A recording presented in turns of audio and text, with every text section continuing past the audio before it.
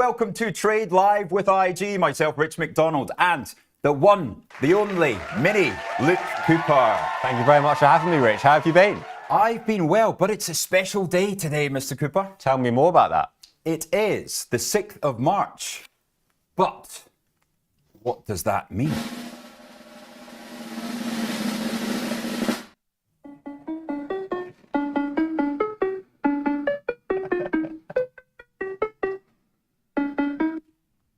What is it? Yes, it is Tom Sosnoff's birthday today. Now, we got a tribute to you over there, Tom Sosnoff. This is normally Colin the Caterpillar, but today it's Thomas the Tank Engine. We're going to be having birthday cake. Mini Cooper. That's an interesting way to have that hat on. He doesn't want to ruin it because we are going to be giving away this very berry in our competition today. But Tom Sosnoff, we wouldn't be here without you, without your hard work, not just coming up with Tasty, but also with this very show here as well. The very hard work of Tom, Beth, and our very own producer Fred here in London as well. Yeah, if it wasn't for them, we wouldn't be here right now. You wouldn't be on television wearing the hat completely wrong. You think it suits me? I think it looks wonderful. If you would have told me earlier, I would have brought in my grey quarter set for like a bit of colour coordination because I don't know, I don't feel the brown and grey really goes together. But is that music still going? Right, so happy birthday, Tom. But for our viewers at home, we see you all in the chat. The question to win the hat today: when Tom Sosnoff worked in London, in which famous building did he work? Which famous London building did Tom Sosnoff work? Could you give them a clue or? No, absolutely not. If nobody gets it, we'll give a bit of a clue. But if you were at one of the tour dates that we did around the country, you would have an idea. So answers into the chat. Good morning to you all. And let's have a look at what's coming up. You got to wear that for the whole show. What's coming up today? 8:15 a.m. We got Trader Tools with Tom Wolstenholme. 8:40 a.m. The week ahead. Isar's coming in to give you a look at the week ahead because there's not going to be any men on the show tomorrow. Who's is it going to be Ange and who's going to be co-presenting? An array of special guests. Oh, she nice. has a flurry of females coming in for International Women's Day and International Women's Week. 8:50 a.m. We've got all sessions opening bell with Ben Hoch. Is that how you say it? Go on then. Hoff. Off the Hofmeister. The Hoffman. Hasselhoff.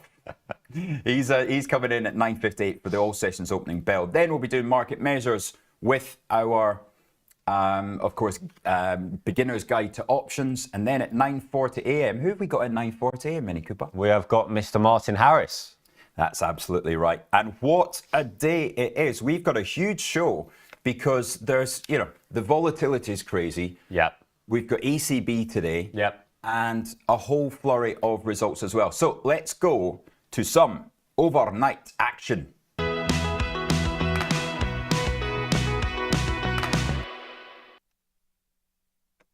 Oh yeah, he absolutely is. Of course, I'm going to keep that out. Sure.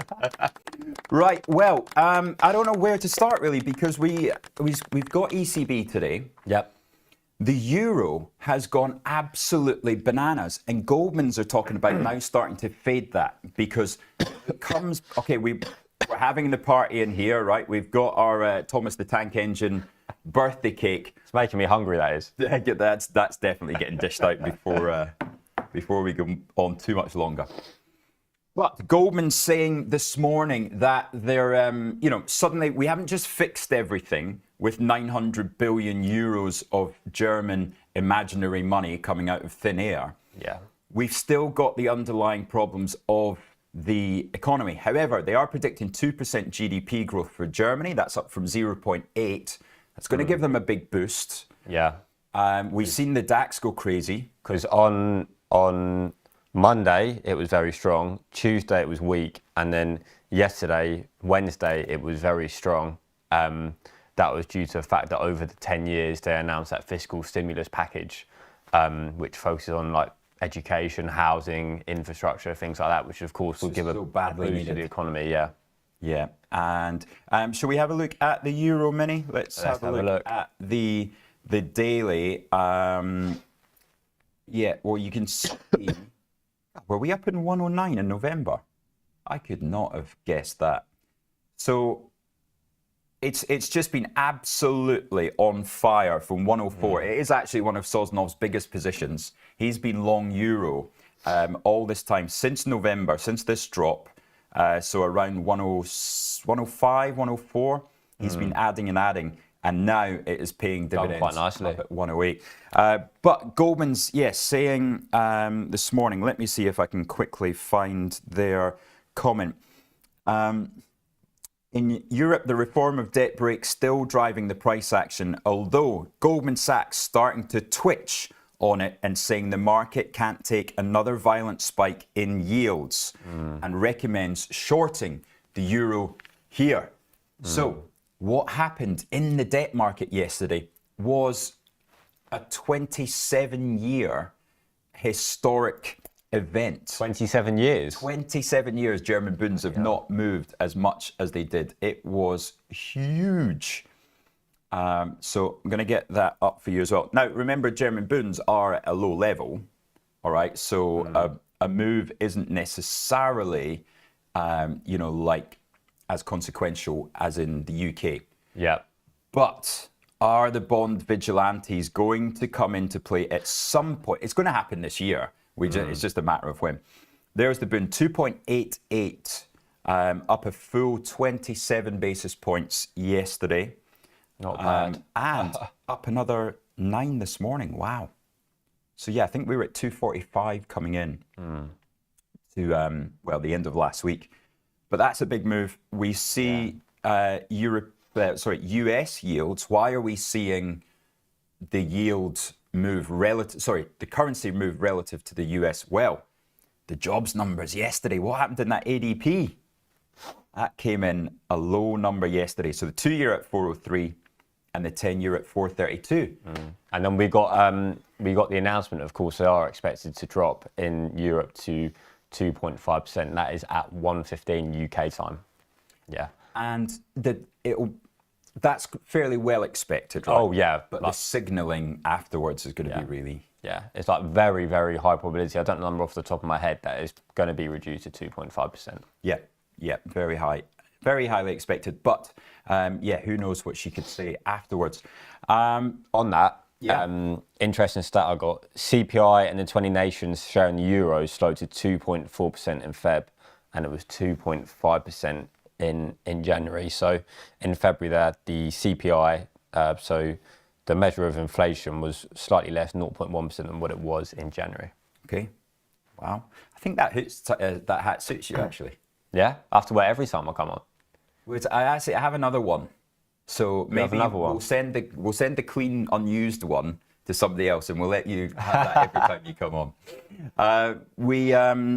We've had some numbers this morning in the UK, haven't we?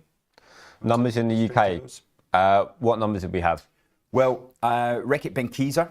Oh, Reckitt. Yes, I did research on that one.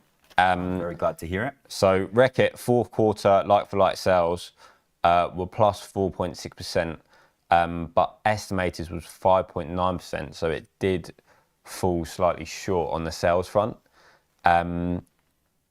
I did some research into the stock prior, and I didn't realise how big they were. A market cap of just under £36 billion. Are you a user of their products? No. No? No. Strepsils? I try not to take Strepsils. Dettol? Not for the same reason. Dettol, as in that's the cleaning product, right? Everybody at home knows where I'm going with this, but I'm not going to go there, people. I am not going to go there.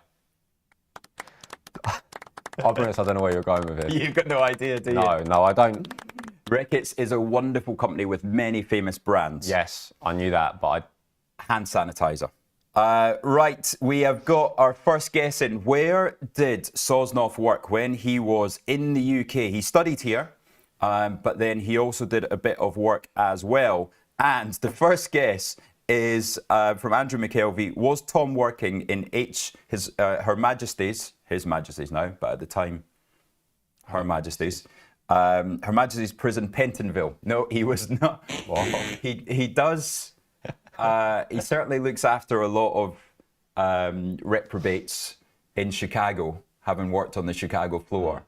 But no, that is not the right answer, Mr. McKelvey. So think bigger. Think one of the most prestigious buildings in the land. That's your clue. Told you I'd give you a clue.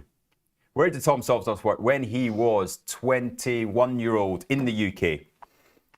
Answers in to win the hat, but a clean one, not that one. Right, so Reckitt's not looking great. We've also had Lufthansa numbers over in Germany. Not quite. Is it a travel and arrive, perhaps, on the stock? So looking down 2% on the back of their numbers. Okay. And also we've got ITV today. So I looked at the BFW on Bloomberg. For those that don't know, it's a Bloomberg first word. And the main headline was ITV adjusted pre-tax profits beat estimates for the full year. Adjusted pre-tax profit was 472 million GBP, whereas the estimate was 459 million pound GBP. Okay, right. Interesting.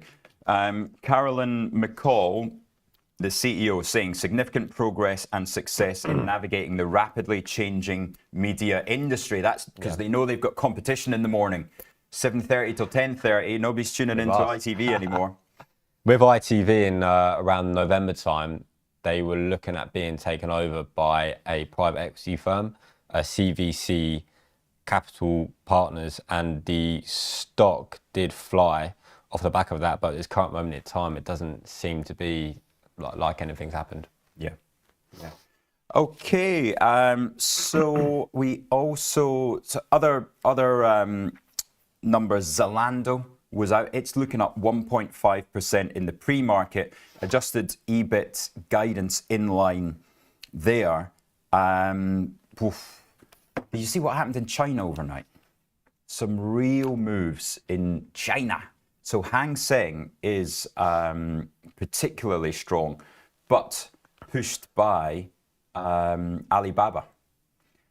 So Alibaba has declared that they see themselves as a competitor to DeepSeek.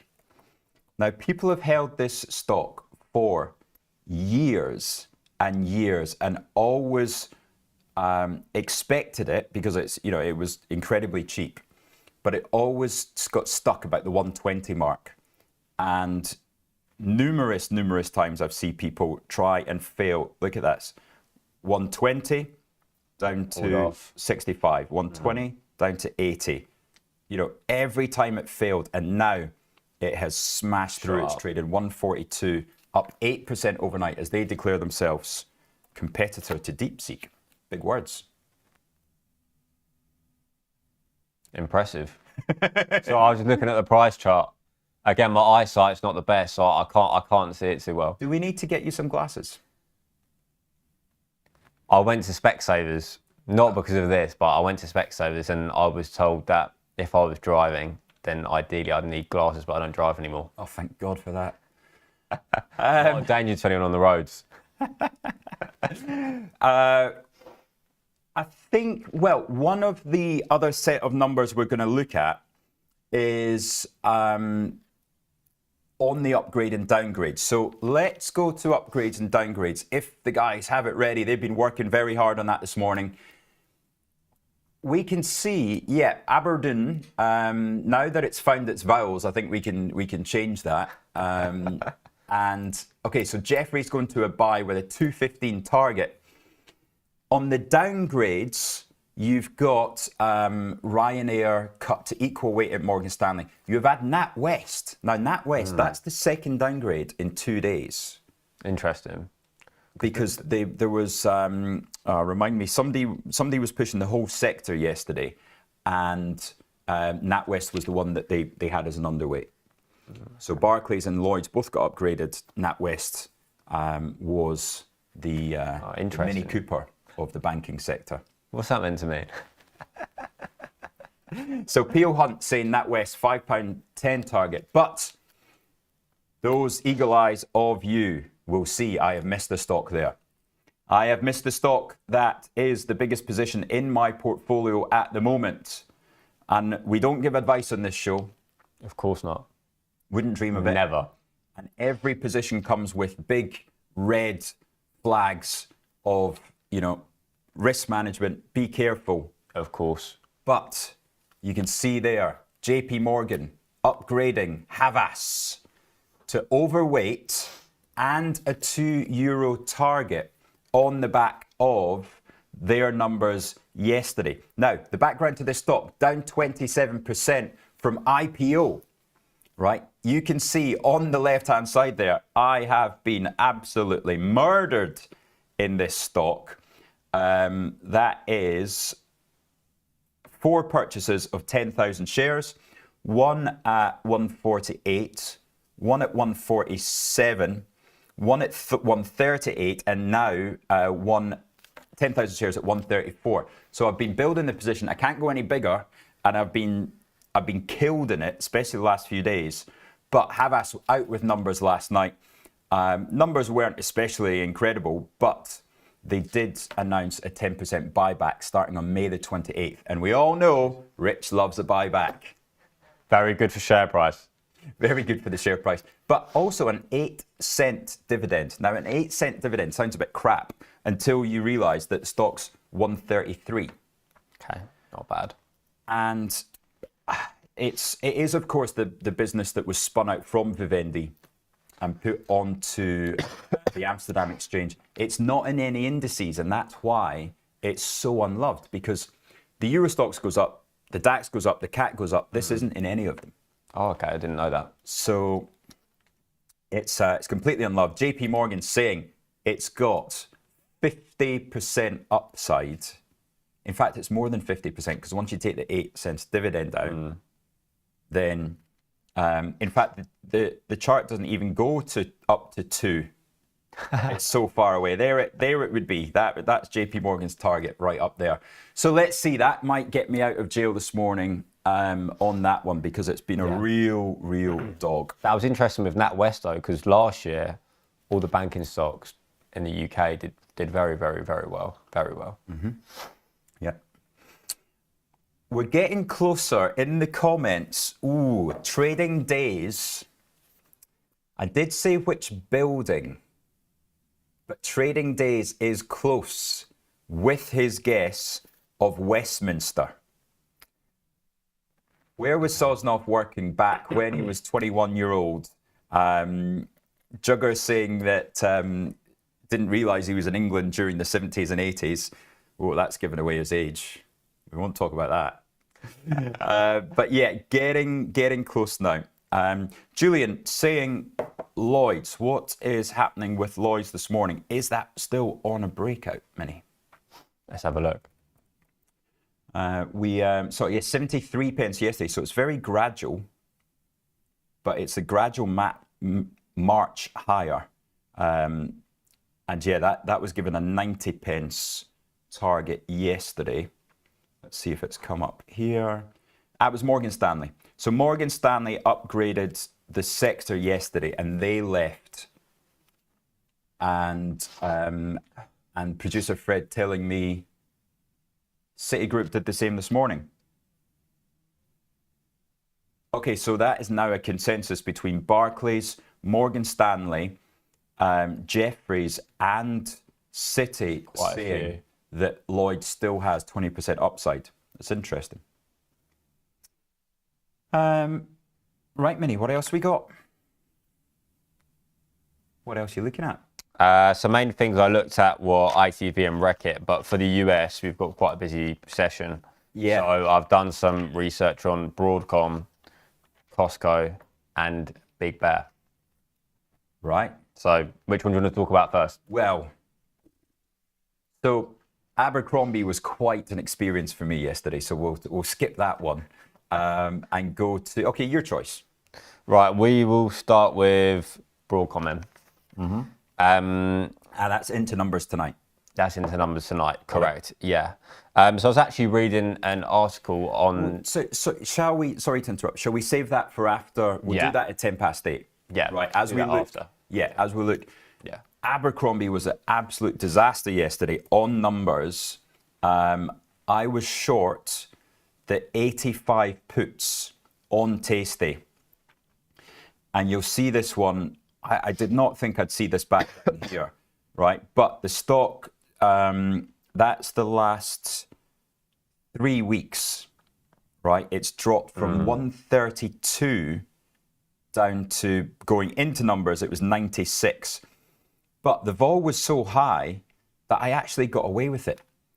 So it wasn't looking nice on the open. It traded down to 81, and I think I was down, quite considerable. But we got up to 85. It got up to 85, and suddenly I was only down $35. And I was get me out. You know when you get something so wrong, but you somehow It's not the end of the world. Yeah. Exactly. You get lucky. It was very lucky. So I'll take that because I was short the calls as well. There we go. The Duke. The Duke, a very good morning to you. Trading days, you got it first. You are the winner. So, trading days, Houses of Parliament. That's right. Sosnoff worked in the Houses of Parliament. And the Duke also telling us that he worked as a driver for an MP in the House of Commons. So, you win the hat. I think, trading days wins the hat. But do you know what? The Duke, you are such a gentleman. We're also going to send you a hat as well because you nailed it with the driver. Spot on. Tom Sosnoff, at 21-year-old, was a driver of driving an MP around in his Rolls Royce back to Wales, to London to Wales. That'd be cool. Driving a Rolls Royce. At 21-year-old around London.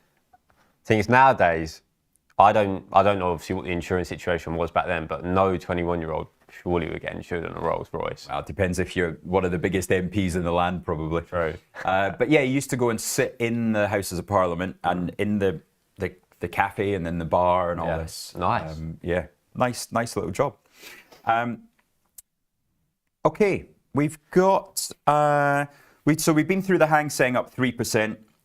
That's a 3-year high on the Hang Seng. The CAC is looking to open at all-time highs in France. We're 60 points off an all-time high on the DAX. Yep. It's party time. Party time. Shall we go and cut this cake and have a little break? Let's go. Right. We'll go to a quick break. We're going to cut some cake. Excuse me. We're going to go and pop a hat into the mail for trading days.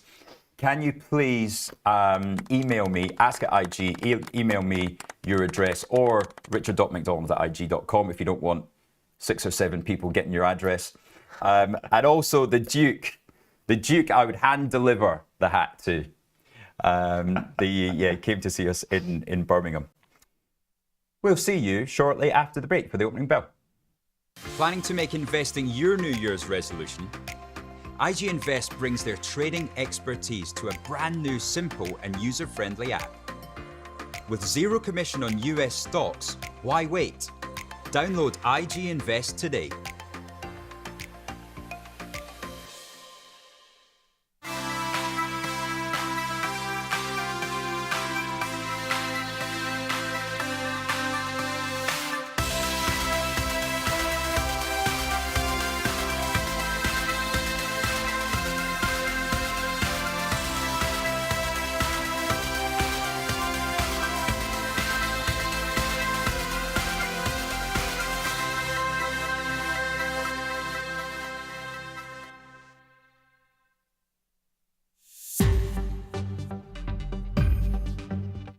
To find a list of all your open trades, click on Positions in the sidebar menu on the left. Here, you'll be able to see key information about each of your trades, including the market name, the size of your position, the opening price, the stop order you chose, and your limit order. You'll also be able to see your profit and loss. Positions are normally sorted in descending order of your latest trades. To change how your positions are listed, you can filter your view by clicking on your preferred factor, like which trades are making you the most money, by selecting profit and loss. You can edit your limit order or stop order by clicking on the figure and entering your desired number. Lastly, you can close your open trades by clicking on the close button next to the relevant trade. Bring me the next shiny new thing. Bring me the next shiny new thing. Bring me the next shiny new thing. Bring me the next.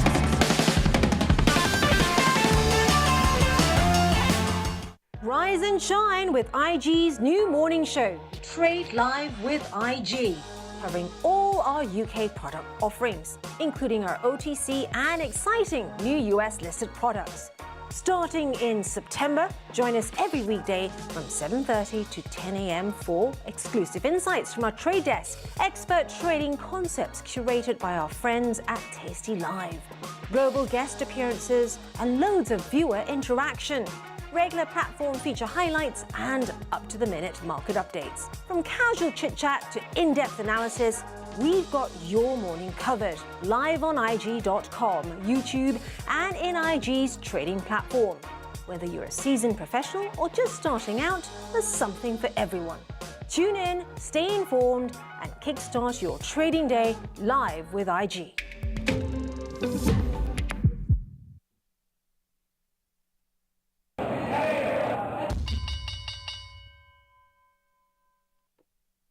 Welcome back to the opening bell. We've got a few minutes, so let's just run through some of the movers. Admiral Insurance up 3%.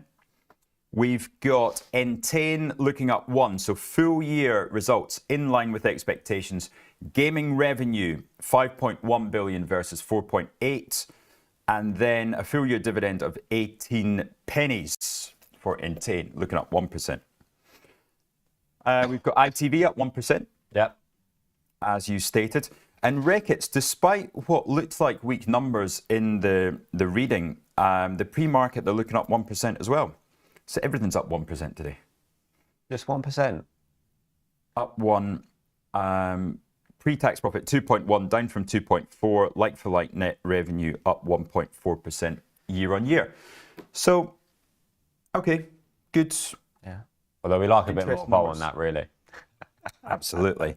Well, hopefully we get an interesting move on Havas. Yeah, That'll be. Let's see. Then we'll really start to celebrate the. I feel like it's my birthday. How would you celebrate? And let's do a quick recap on what you had there. The UK stocks that came out at 7. So just before we open. So on Reckitt and ITV, so like Reckitt said before, Rich said before on Reckitt, how even though fourth quarter like-for-like sales are plus 4.6%, however the estimated was 5.9%, in the pre-market it does seem to indicate that it's going to be up 1%. Mm-hmm. And then on ITV, adjusted pre-tax profits beat estimates for the full year. Adjusted pre-tax profit was £472 million. However, the estimate was £459 million. And then, yeah, good numbers from Entain, so we're going to be watching those as well. That was, of course, after Flutter yesterday. And then Rent-A-Kill with a pre-tax beat. Let me just get those up. Rent-A-Rat, this is known as around the traps. Rent-A-Rat. Rent-A-Rat. So that's, dropping from 480 back in September, trading at 387. Be interesting to watch that one this morning as well. And then we have Lufties. So Lufties in Germany, poor numbers there. They are down 2. So I think that's the only weak number. But a quick look at the futures before we go to the opening bell in 25 seconds. We got FTSE trading up only 40 basis points now. It's come off. Eurostoxx up 90, Germany up 70, and France up 70 as well. Decent from Germany, from the DAX and the CAC. Something's just happened because the futures have just come off. Right, Minnie, get that bell in your hand, sir. Let's see where we're going to be sitting. On the opening of the London Stock Exchange, go on, Minnie Cooper. Very good, very good. Strong. That hat is making you a proper trader, sir. Right, Schroders up 2.8, Travis Perkins up 2.3, BP, Lloyd's up 1.5%, up now 74 trading, 74 in Lloyd's, WPP up 1.3, St James's Place as well. And then you've got BP up 1.07%. You've got HSBC there down 2.85%. British Land Company down 0.46%. And Barclay Group Holdings down 0.44%. Air France, if you can see it up there. Air France up 8%. Air France. Lufty's up 3 as well with some... Well, the autos are yet to open. That's interesting because, of course, the auto companies have been exempt from tariffs. So, according to Trump saying that, he's going to give a 1 month, potentially 1 month delay. Okay. But the autos are going to be exempt along with other sector-specific carve-outs. Right? Sector-specific carve-outs. Reckitt's open down 2.6. Reckitt Benckiser down 2.6. Where are they on my chart? There they are. Second. So I thought, where did they get the 1% from? Sometimes these indications are a bit bonkers. I haven't seen anything in HSBC, but it is a Thursday. Are we getting caught out on that dividend on the FTSE again? We've got HSBC, no trade from Havas. Oh, I hope that's good news. I really hope that's good news. Oh, I can't take a down 6% in Havas. Please, no, not live on air. I mean, there is a temptation that I may have to just get up and walk out if Havas is down more than 5%. Have you ever thought about just like bringing tissues on the desk in case you get really, really upset, Rich? No, I don't think so. No? So HSBC is indeed a dividend. I couldn't see any reason why it was going to be down 3%. And also Rio Tinto. Now, Rio Tinto and Barclay Group, the other dividends, there it is. Rio's down 2. So that's on the back of a dividend. And then we see a little bit of weakness there. I had a great trade yesterday in my shorting Deutsche Telekom long Vodafone. Let's see if that is continuing on this morning as well. Of course, that was me playing that Vodafone has really suffered in Germany and Deutsche Telekom's really benefited in the USA. So if the USA T-Mobile is starting to roll over, Deutsche Telekom owns T-Mobile, you had the chance of Deutsche Telekom now underperforming Vodafone. Right. So that was a trade I put on yesterday. It came right straight away yesterday, which is always a nice start to a trade. Rheinmetall down 80 basis points. Do you want to, Minnie, go through the UK names there? Sure. So we've got Entain up 4.74%, Schroders up 3.89%, Aberdeen up 3.07%. We've got ITV there up 2.8% on the strong numbers. Indivor PLC up 2.91% and Wizz Air Holdings up 2.63%. And then another airline, IAG up 2.32%. Oh, these airlines are really going strong this morning, aren't they? And on the lower side, it's all Air France now up 15. Whoa. That's incredible. Not bad. So, I mean, let's just check, shall we? Let's go. What they've said in those results. So there we go. Revenue 7.8 billion, EBITDA 1,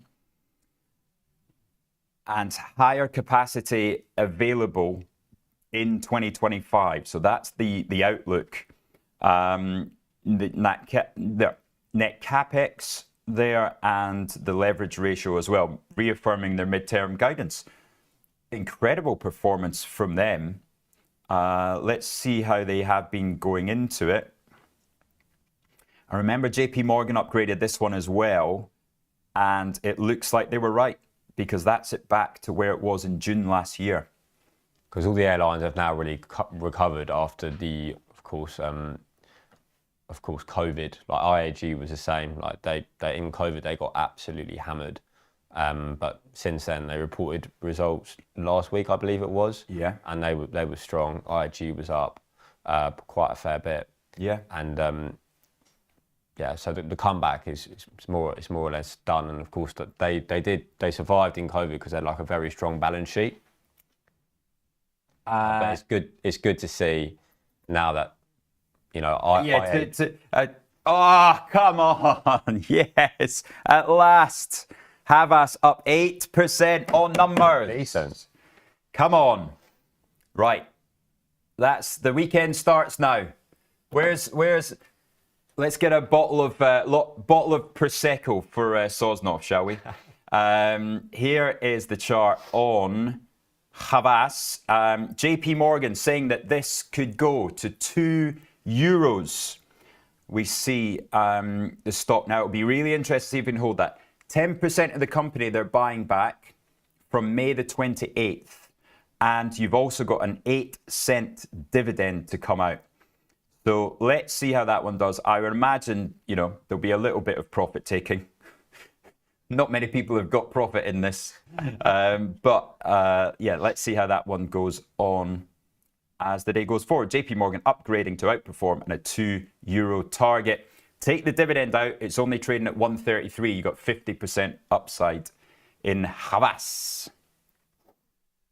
Right. Air France and vol auction up 16.6. Shall we have a look at the currencies? Because that's going to be interesting today. Yeah, it's more or less priced in that rates in the EU are going to go to 2.5%, that reduction. Yeah, we're seeing, so Euro's pinned to that 108 level. I cannot believe the Euro's at 108. That's absolutely remarkable. Cable's at 1.28. However, yes. It's come back in the past few weeks. Saying that, I can't believe cable's at 129. It's time to book holidays to America, Minnie. I wouldn't go that far. Where would you go? Where would I go? Well, if I could go anywhere. I went New York last year. Oh, did you? So I'll go somewhere different. I really like New York though. Probably go South America somewhere. I was thinking Colombia. I know you've been in Colombia. I think that'd be quite Great cool. place. Yeah. I can see you on the beach in Brazil as well. On the beach in Brazil. In that hat. In the hat, I think I might be a bit hot. What, in a hat and Speedos or something? Oh, please get that vision out of my mind. Right, oil 66.50. Oil 66.50. That's WTI. Brent dropping below 70 yesterday. And gold struggling again at that. Was that a 3-year low on Brent? I read that the other day. Wow. I think it was yesterday. I read that. God, that surprises me. I did not think. And WTI getting really close to those 3-year lows as well. Worth taking a look at on that chart there. Let's go to, daily we should get 3 years, shouldn't we? So go all the way back. Look at that. Oh, I didn't realize we were quite as I can't even say that. What are you trying to say? Perilously. No, I've still got it wrong. That's the one. That's looking really dangerous. Axel, what would Axel say to that chart? This is just We'll have to get him on and ask him. I can imagine that being part of chart of the week soon. Okay. Right, Minnie. Very happy. Let's see. Havas holding up 8%. And, so what I would never do here is buy more, right? But you know what? In this instance, I am going to. It's not my normal method, but 144.10, I'm buying another 5,000 Havas. I'm going to back JP Morgan. And Let's see where that one finishes today. Probably down on the day. Can you imagine? Oh, that'd be the worst price action ever. Right, Air France back open up 17 now. Even higher. ITV taking a break there, up 3%. And EasyJet up 3 as well. So EasyJet really having a strong recovery from the 470s that it was in last week. Yeah, well, we've got Wizz Air, EasyJet, and IAG, which are all up today. Well, IAG is now 2.8%, EasyJet 2.73%, and Wizz Air 3.75%. Wow. Yeah, right. And Ryanair on that downgrade, they're only up 1.5%. So only up 1.5% on Ryanair. It is 8:10. You are watching Trade Live with IG on Tom Sosnoff's birthday. We've got the cake is being cut as we speak. In the next break, we're going to have it delivered to this one over here, who's been salivating since it was first produced. And yet we've already had the competition to win it. So we have got the winner of the day was Michael Lister. He's on Trading Days, and also the Duke of H giving that extra little bit of knowledge there as well. So they're the winners of the hat. Congratulations. Trade Live with IG. That hat will be on its way to you guys. Max, do not worry, asking what's wrong with the dividends at HSBC. We're just saying the only reason HSBC is down 3% today is because it's gone ex-dividend.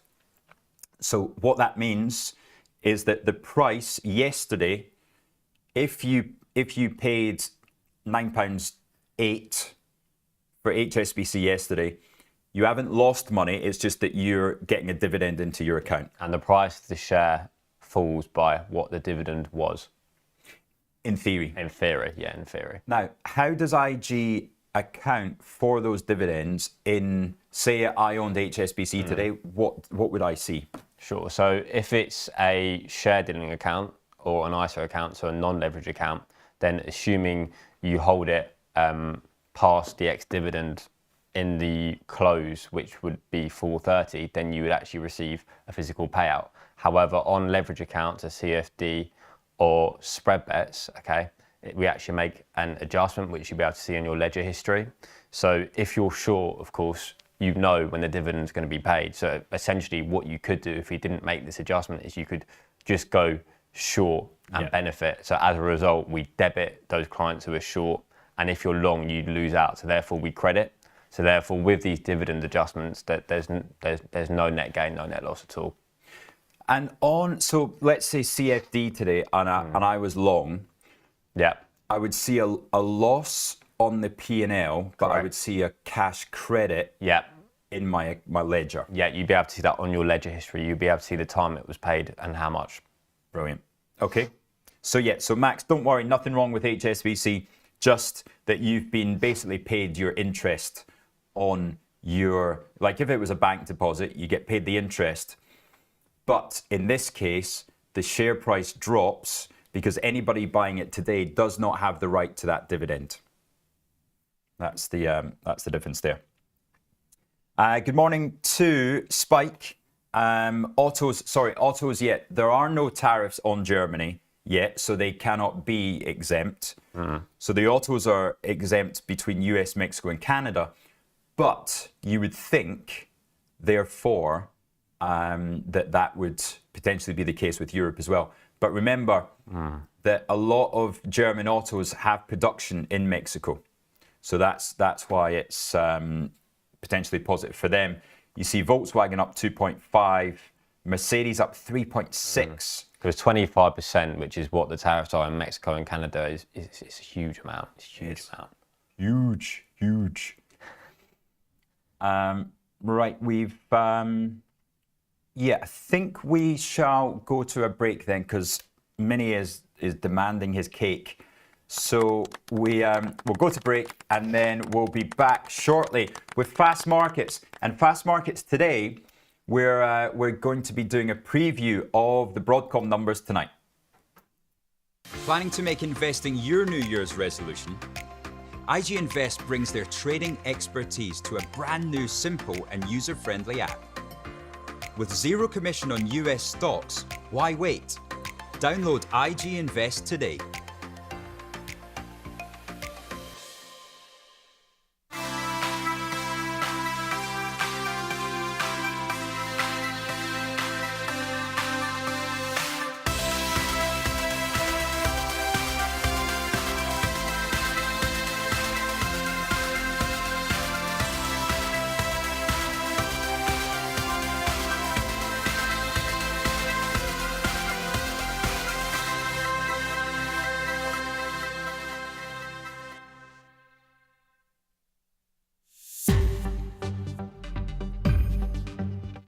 To find a list of all your open trades, click on Positions in the sidebar menu on the left.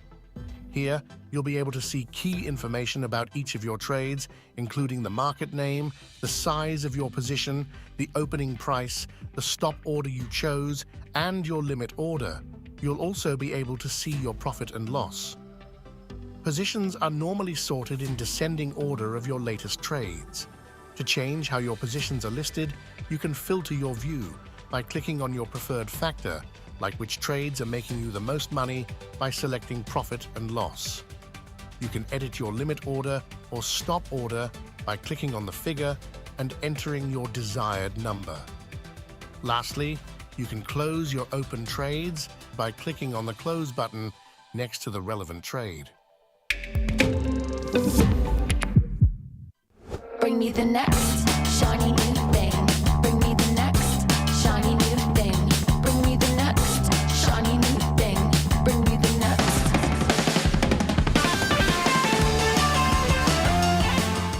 Rise and shine with IG's new morning show, Trade Live with IG, covering all our UK product offerings, including our OTC and exciting new US listed products.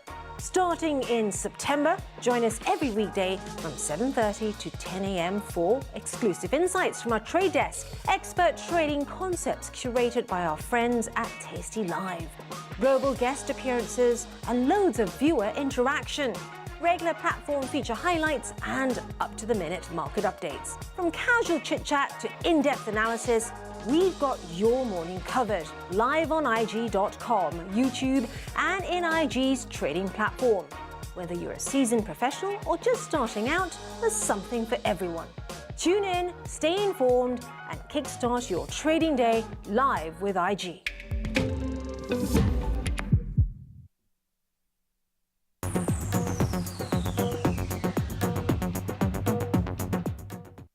We're just laughing because Angeline has messaged to say she's running a little bit late in the chat of the show, and not to producer Fred. Fred's quite upset about that now. So yeah, Angeline said she's a bit late this morning, but we will let her off because she was running an event for IG and the show last night with all the female traders. So big event last night at Fortnum and Mason. Yeah. And Angeline is running a little bit late because the ladies kept her out. That's why we're about to do a magnificent fast markets on Broadcom. Correct. And Minnie's going to run us through that, but he's also going to have to eat cake while he's doing it. And a bit on Costco as well. Okay. Cool. So, You got to eat cake while you're doing it. right. We'll, I don't normally have chocolate for breakfast. I normally start off with a banana, chopped apple, and a bit of cereal. Well, it's birthday, so it's fine. Right, we've got a great preview up on tastylive of Broadcom earnings here. So I'm going to have that up while my Padawan here, the superstar that is Minnie Cooper, runs through what we to expect this evening after the close. Just wanted to finish my mouthful there. I didn't want to be rude. So yeah, I found this article on tastylive, really, really good on Broadcom. So I'm just going to give you a brief summary of it. So tonight, of course, reporting earnings, and there's an 8% stock price move is projected. Okay. In the last quarter, Broadcom missed revenue estimates. Tonight, Broadcom is expected to report $14.59 billion in revenue. But this was the stock, because I remember, because I was short the $250 calls, and the stock went through the roof last time. Missed revenue estimates, just revenue estimates. Okay. But tonight, Broadcom is expected to report 14.59 billion in revenue, and earnings per share is expected to be $1.51. Right, and it's come off again, hasn't it? So it touched 250 on those results last time, and then came all the way down to currently at 194. Whoa, that makes it really interesting. I don't know what to do there. And shares fell after it was reported that Broadcom is testing out Intel's manufacturing chip process. So Broadcom designs its chips, but it doesn't manufacture them. And most of the company's processors are made by Taiwan Semiconductor Manufacturing, you see. And Broadcom investors didn't react well to potentially using Intel as a manufacturer. So that was quite interesting to see. Yeah, Intel's been a dog the last couple of days as well. Yeah. But yeah, an 8% stock price move is projected. Also, I have to take my hat off. I'm getting really hot. Really hot. Don't worry, not long to go. Right, we've got... you're getting booed from the gallery. You know what, I'll put it back on, but... Work like that. Does that work? And then in addition, we got Costco as well.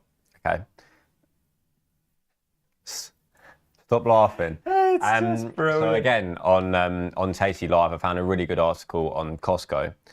And let's just quickly go through Broadcom on the expected move. $16, right? Last time, I think by the end of the week, these things were up 40, something like that. So interesting. Only a $17, let's say.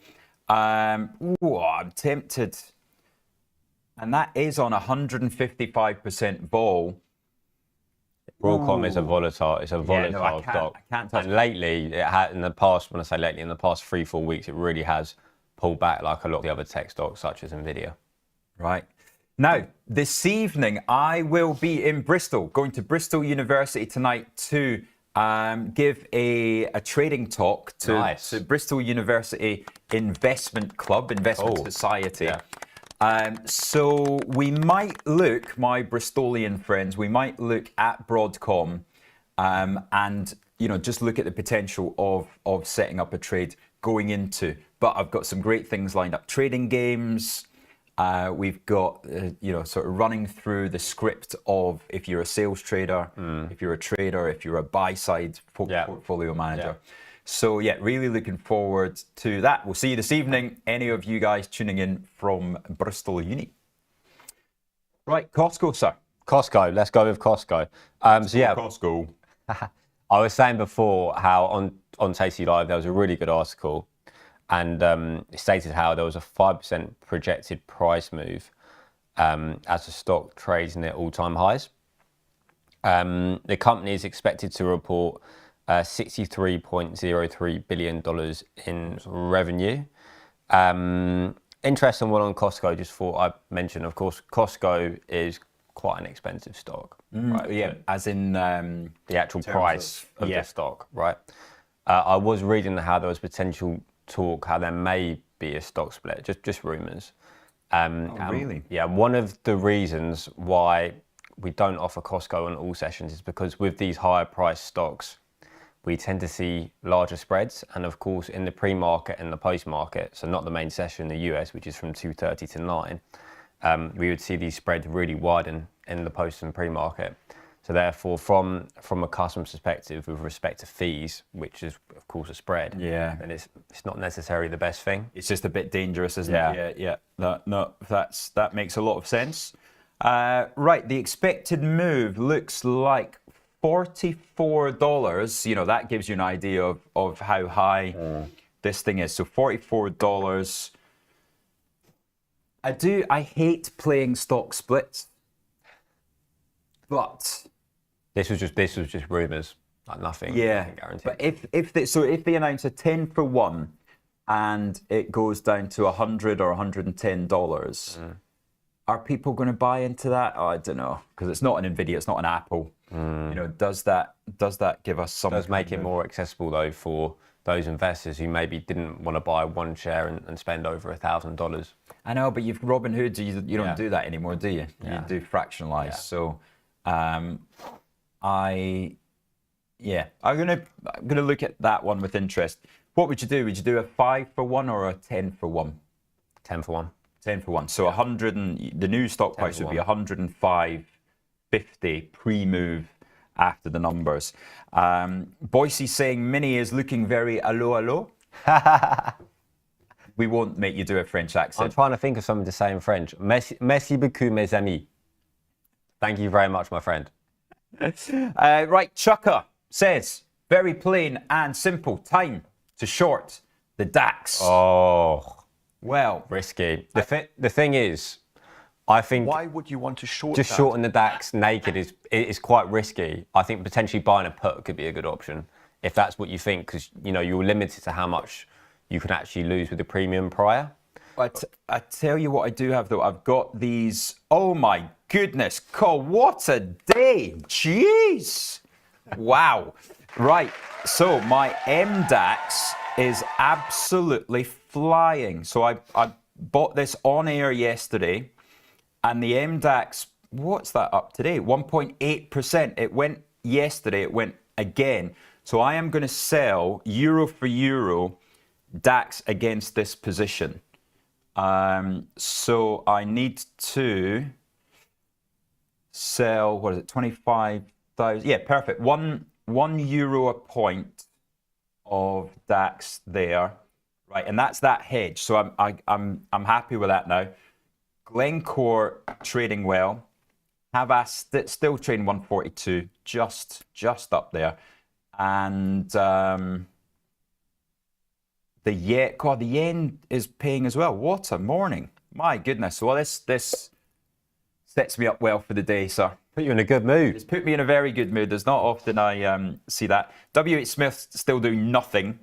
EasyJet coming back a little bit. I think I kind of feel a little bit lucky that I've got away with the last few days. And when you feel like that, it's good just to bring your risk in. Yeah. Just to lower everything. Even if you love the position, maybe just take it in a little bit. Take a step back, review. Yeah, and you can hedge, but hedging, in some circumstance might just add risk. So I think I might go through most of my stuff and just chop it by a third. By a third, so just reduce risk slightly. Reduce risk, because Friday, remember people, Friday, anything could happen. Absolutely anything. And it's really when we're at the precipice of such a big change, right? That nobody knows how this. I'm just showing you the Nasdaq there. As people have no idea what is going to happen with those jobs numbers, right? The ADP did scare me a bit yesterday. It came in light. But if these concerns about growth do follow through, right, then are we in for a lot more volatility? Are we in for pricing in the slowing of growth? If you start to price in the slowing of growth in the S&P 500 at 23 times earnings, just buyer beware, right? Let's just remember that from October 2022, the Nasdaq's gone from 10,700 up to 20,000. It's up 100%. Crazy. So yeah, really. In last year, last year in 2024, not many people would have thought the Nasdaq would have done as well as it actually did. There is a chance that we are in a sell the rally mode, right? Selling the rally mode means that you, days like today when I've suddenly been lucky in my P&L, good day on Tasty yesterday as well, then yeah, instead of maybe when I was younger, your ego and your confidence would go, yes, right, I've cracked it, let's go on. And you put on more risk, and then you get a proper slap in the face. Get hammered, yeah. Yeah. So I think that's what I'm going to do is spend the next 10, 15 minutes just bringing everything in. And that's what lets you play another day, right? Axel will be very proud of you. Good. Right, we're going to a break. After this break, the question is, has Angeline made it into the office? And she's going to be interviewing Isar next with the look ahead to next week. Are you ambitious? A future leader? Do you think big and raise the bar? If that sounds familiar, IG wants you. We're a global fintech and we offer graduate schemes for the ambitious. You'll see everything as you rotate across the business, building your skills and knowledge as you go. Kickstart your career as a future leader at IG, the home of the ambitious. Bring me the next shiny new thing. Bring me the next shiny new thing. Bring me the next shiny new thing. Bring me the next.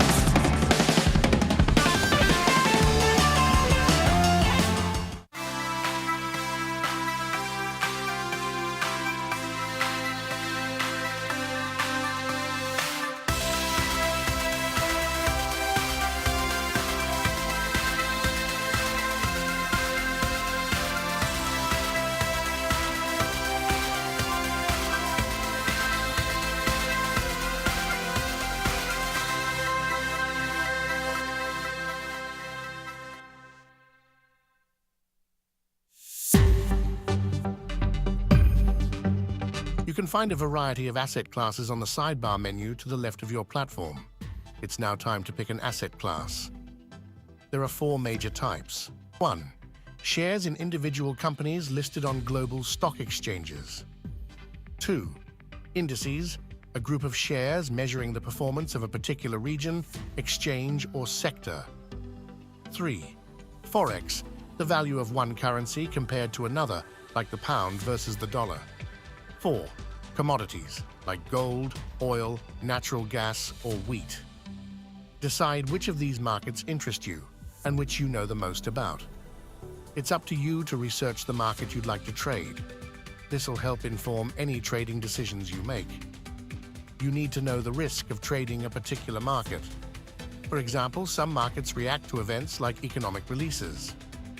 Next, look at the market's opening hours and how they'll fit into your trading plan. The deal ticket will let you know if a market is open or closed. Lastly, look at the costs and charges applicable. Once you're happy with your market choice, place a deal through the deal ticket.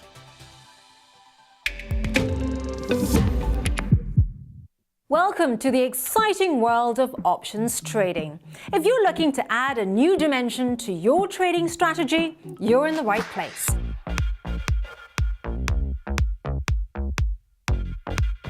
Options trading offers unique benefits that can elevate your investing game. With options, you can protect your portfolio against market downturns, essentially creating an insurance policy for your investments. Now, what sets us apart is our commitment to your success. We provide extensive educational content to help you understand options trading inside and out. And with our 24-hour servicing, support is always just a call away. But that's not all. Options also allow you to generate income from your existing positions. Strategies like covered calls let you profit even when your stocks aren't making big moves. Options also shine when the market isn't following a clear direction, whether prices are rising, falling, or staying flat. There's always an option strategy you can use to potentially benefit. Now, we offer 2 ways to trade options: listed options for US shares, ETFs and futures, and over-the-counter options through spread bets and CFDs. Both types give you the ability to take various market positions. So, ready to explore the potential of options trading? Well, open an account today and take your first steps into this dynamic market. Remember, while options trading can be rewarding, it comes with risks. Always trade within your means and never risk more than you can afford to lose.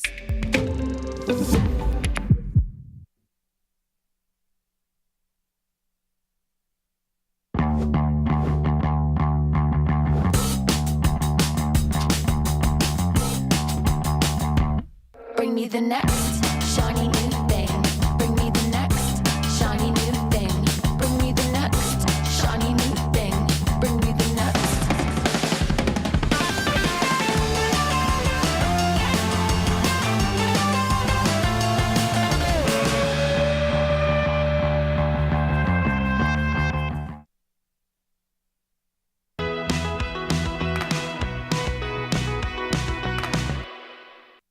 Hey, Issa, how are you? Good to see you. Very good, very good. I love your background. Is that your study? This is actually my living room, but you can see my slightly chaotic collection of books behind. Nice, nice. It's actually looking very neat compared to Chris Beecham's. Yeah, what you can't see is all the chaos like this side of the laptop. I love it. Such a pleasure having you on a day early, which means we can talk a great deal about the big jobs number out tomorrow. Let's get started, and then we'll discuss the corporates as well. So first up, of course, the big elephant in the room, the jobs data. Yeah, so I think if we're Yeah, thinking about some of that macro stuff for next week, I think from the US side, major data is jobs this Friday, jobs next Friday, and then CPI data, which is coming on Wednesday. So I think some of the macro stuff from the US side definitely quite prominent. We have had quite a few bets recently. Some people saying it's going to be a colder number. Of course, the big shock earlier this week was that Atlanta GDP figure as well. We always knew, I think you and I spoke about this quite a bit beginning of the year, that there was going to be a recalibration, right, of the US economy. And it looks like the chickens have come home to roost. So are you looking out for a much weaker number as well? Well, I think we saw the ADP number was weaker earlier this week as well. So I think all the signs are pointing to slightly colder jobs data. I think the Feb data, to be totally honest, is always a little bit noisy because you're coming off January, which has quite extreme seasonal effects. And so I think where the month-on-month changes, it might be slightly less it might be slightly less extreme than you might expect. And I think given we had quite a cold print in Jan, I don't know. I think I'm expecting not the hottest print, but I'm not expecting like a disastrous print either. So maybe only on the slightly cooler side. Just a quick message, Caleb. Please ask Fred to check his message from me about Ben Hoff. It's a big, huge week as well because of what we've heard so far on the tariff front. You know, we talk about this a lot here, the Trump roller disco, of course, yeah. Canada, Mexico, and his efforts with Doge as well, all that now, you know, out there. Do you expect to see the Doge impact already in those numbers or not?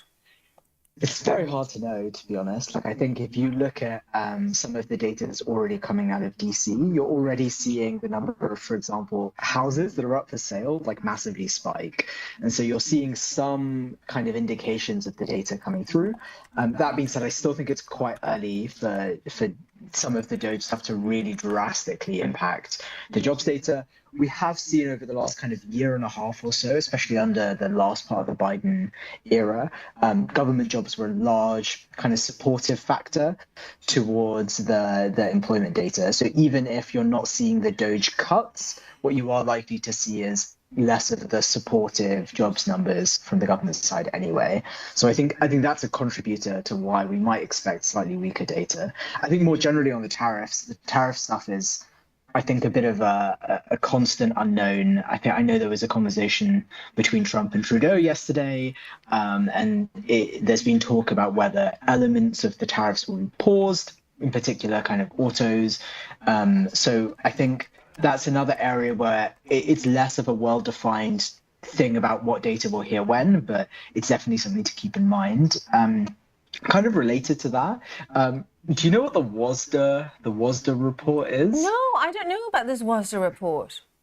So What on is it? Tuesday, the WASDA report is basically the world projection about kind of farming and agricultural product, and it has both supply elements which kind of highlight the impact of weather on agricultural yields, and demand elements that we're seeing kind of globally.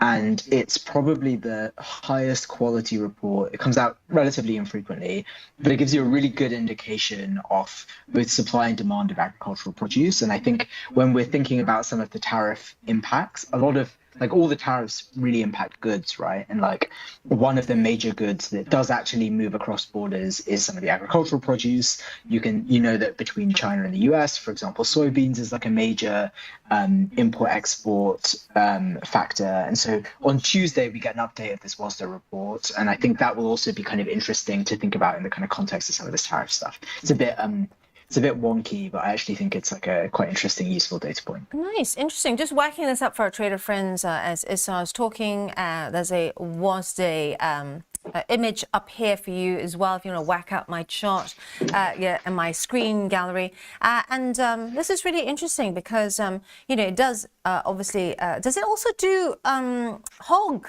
and pork belly, some of the biggest? Yeah. It's all sorts of agriculture. It's there you can see World Agricultural Supply and Demand Estimate. It's probably the most consolidated, like full end-to-end food forecast that comes out.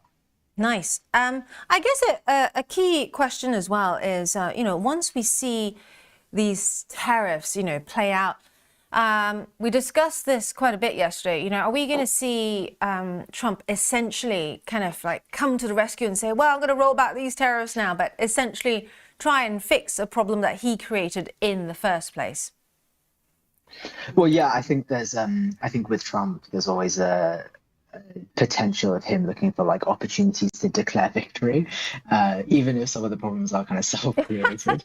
I do think from the tariff side, I actually think people have not taken him seriously enough in this round of tariff cycles. And I think especially on some of the retaliatory measures that he's spoken about, I actually don't think we'll see him come back on those as quickly as people would like. And actually, I think what you saw in the run-up to the current tariffs going live was kind of at every stage, the market was like, yeah, but surely he's not going to actually do this.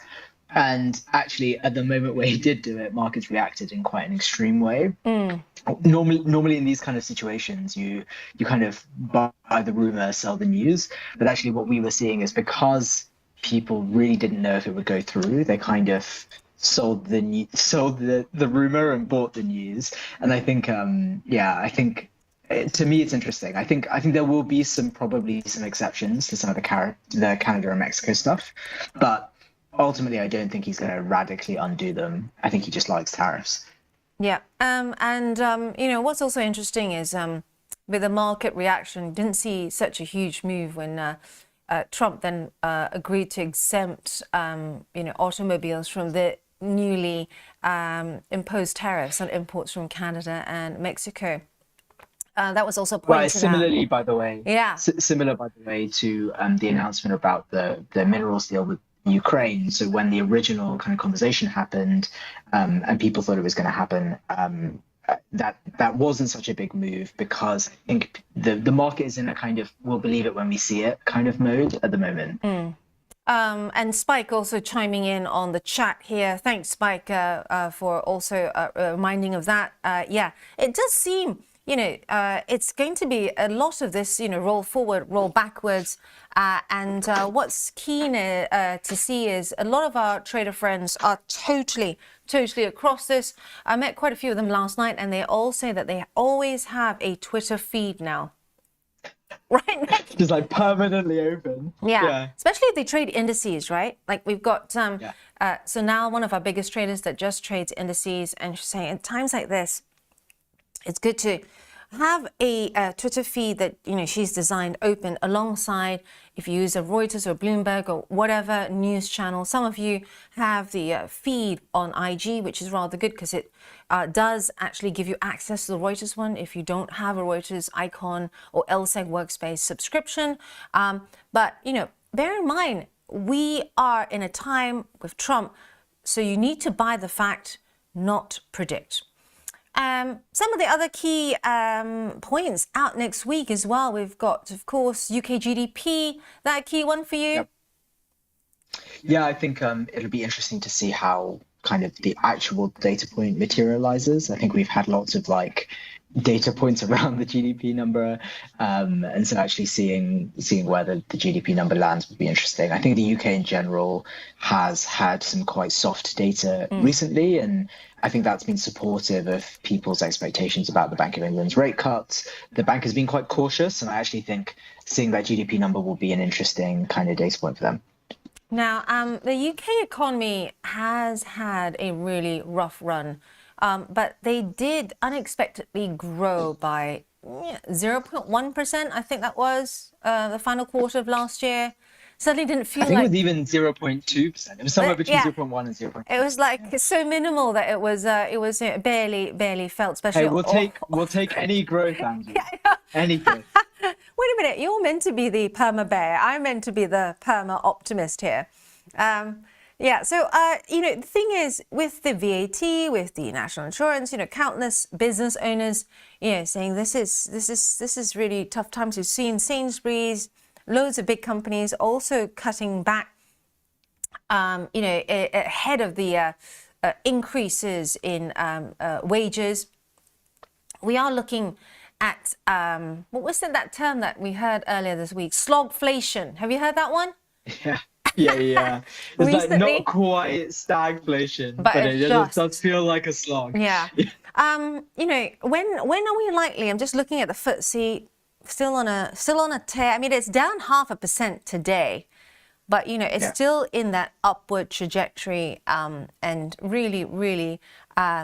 I don't know if you can pull up cable. Yeah. I think we've had the most unbelievable run in cable.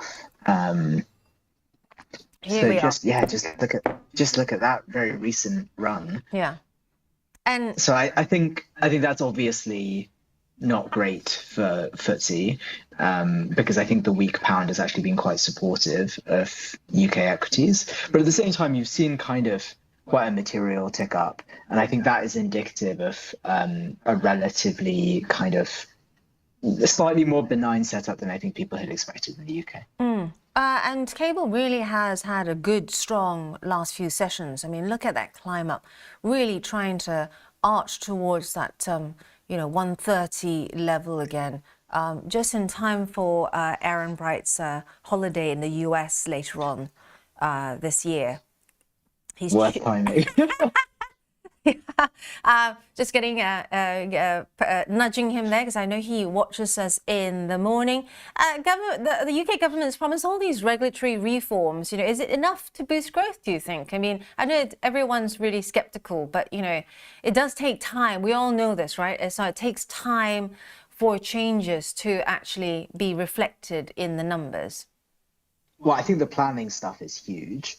So the fact that now the default mode for building is you default to a yes unless there's a good reason to block, as opposed to the past where you defaulted to no unless you had to have a very strong case to build. I think that actually is a huge change, both in terms of signal for people, but also in terms of quite literally the planning process and how stuff gets green lighted. So I think that is a really major change.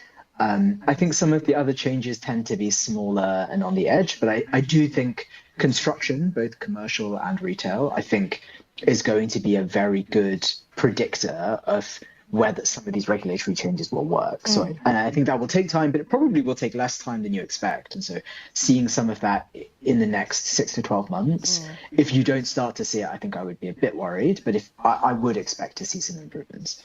And just really quickly, we've got a huge week as well for earnings: Oracle, Adobe, Dollar General, PDD. Talk us through those.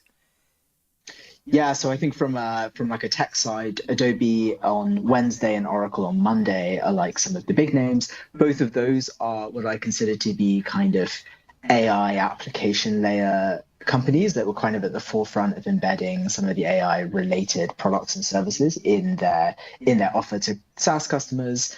Adobe in particular with Firefly has been doing a lot on generative AI. So it'd be interesting to me to see, like, is the demand actually there for some of these services? I think Dollar General has had a pretty rough run.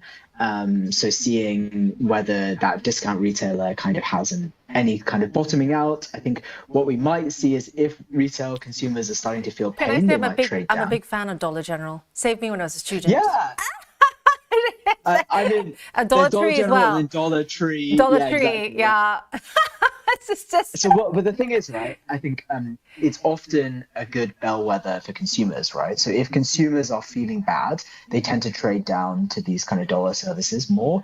But in the last couple of years, that's not been happening because the consumer has been really robust, and because Dollar Tree and Dollar General have been really impacted by increasing costs from an inflation side. And so they're kind of getting hit on both sides. And so I'm trying to work out personally, like, do we think that story has finished and whether the new story kind of maybe a slightly weaker consumer is coming in? And then finally, Pinduoduo, a kind of Chinese retail, I think everyone will probably know them for being the owners of Temu. It would be interesting to me. I think that's kind of a related story to that Dollar General story about seeing our consumers starting to trade down. And then the difference between those two is, are they trading down in a physical store or on an online retailer or both? So I think that's kind of what I'm looking for at the moment. I'm not expecting either of those to be like blockbuster earnings, but I am expecting them to be interesting. Just whacking the chart up. Thanks, Caleb. If I had to pick between Dollar General and Pinduoduo, Dollar General, I'd be bearish. But oh, my charts disappeared. I'm gonna just wiggle my dongle here because it's a where we are. The wiggling worked. Pinduoduo, as you rightly point out, it's about looking at how it fares and how it tries to compete both on the mobile and also bricks and mortar for Dollar General, Dollar Tree.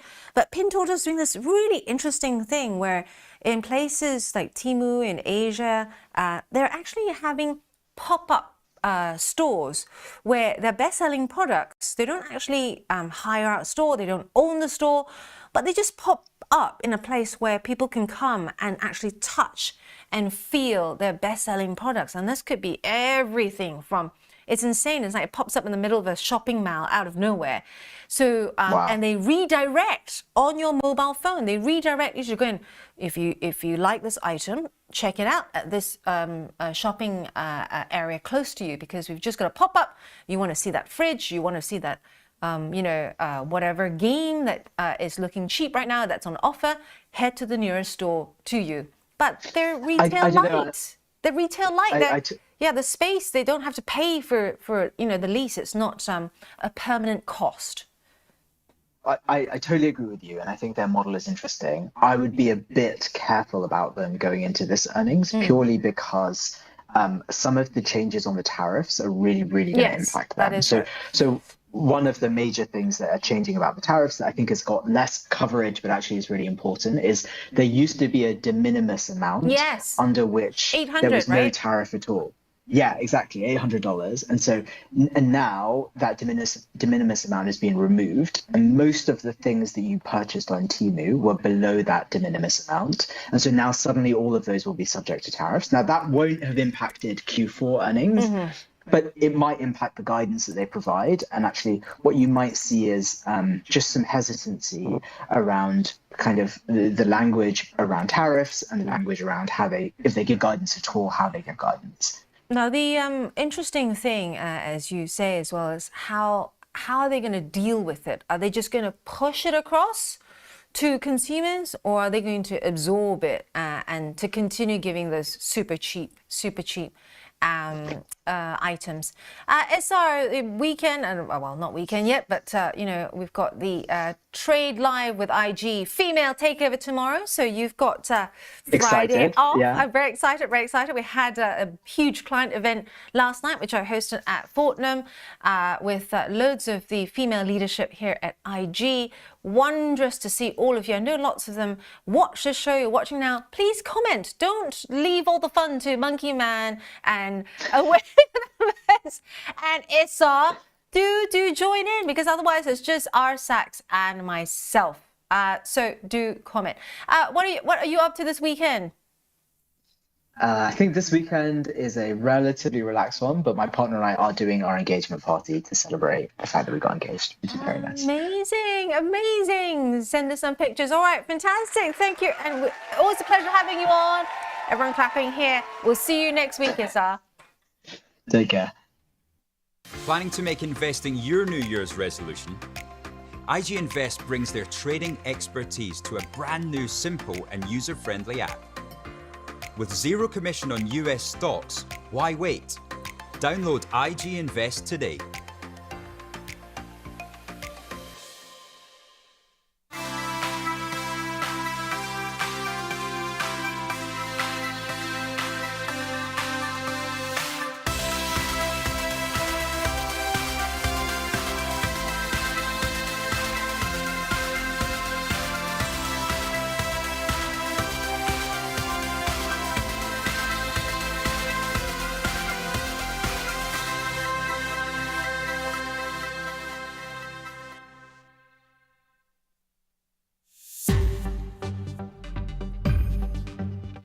To find a list of all your open trades, click on Positions in the sidebar menu on the left.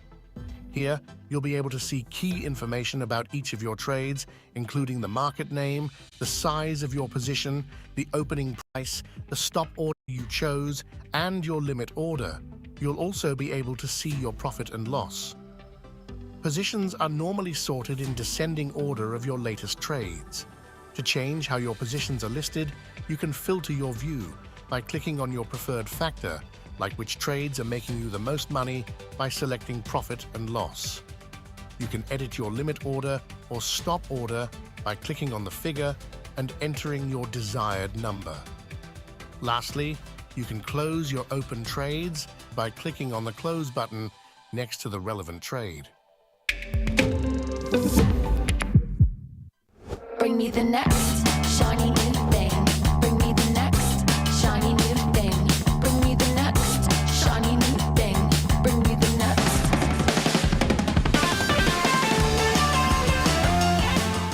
Rise and shine with IG's new morning show, Trade Live with IG, covering all our UK product offerings, including our OTC and exciting new US listed products.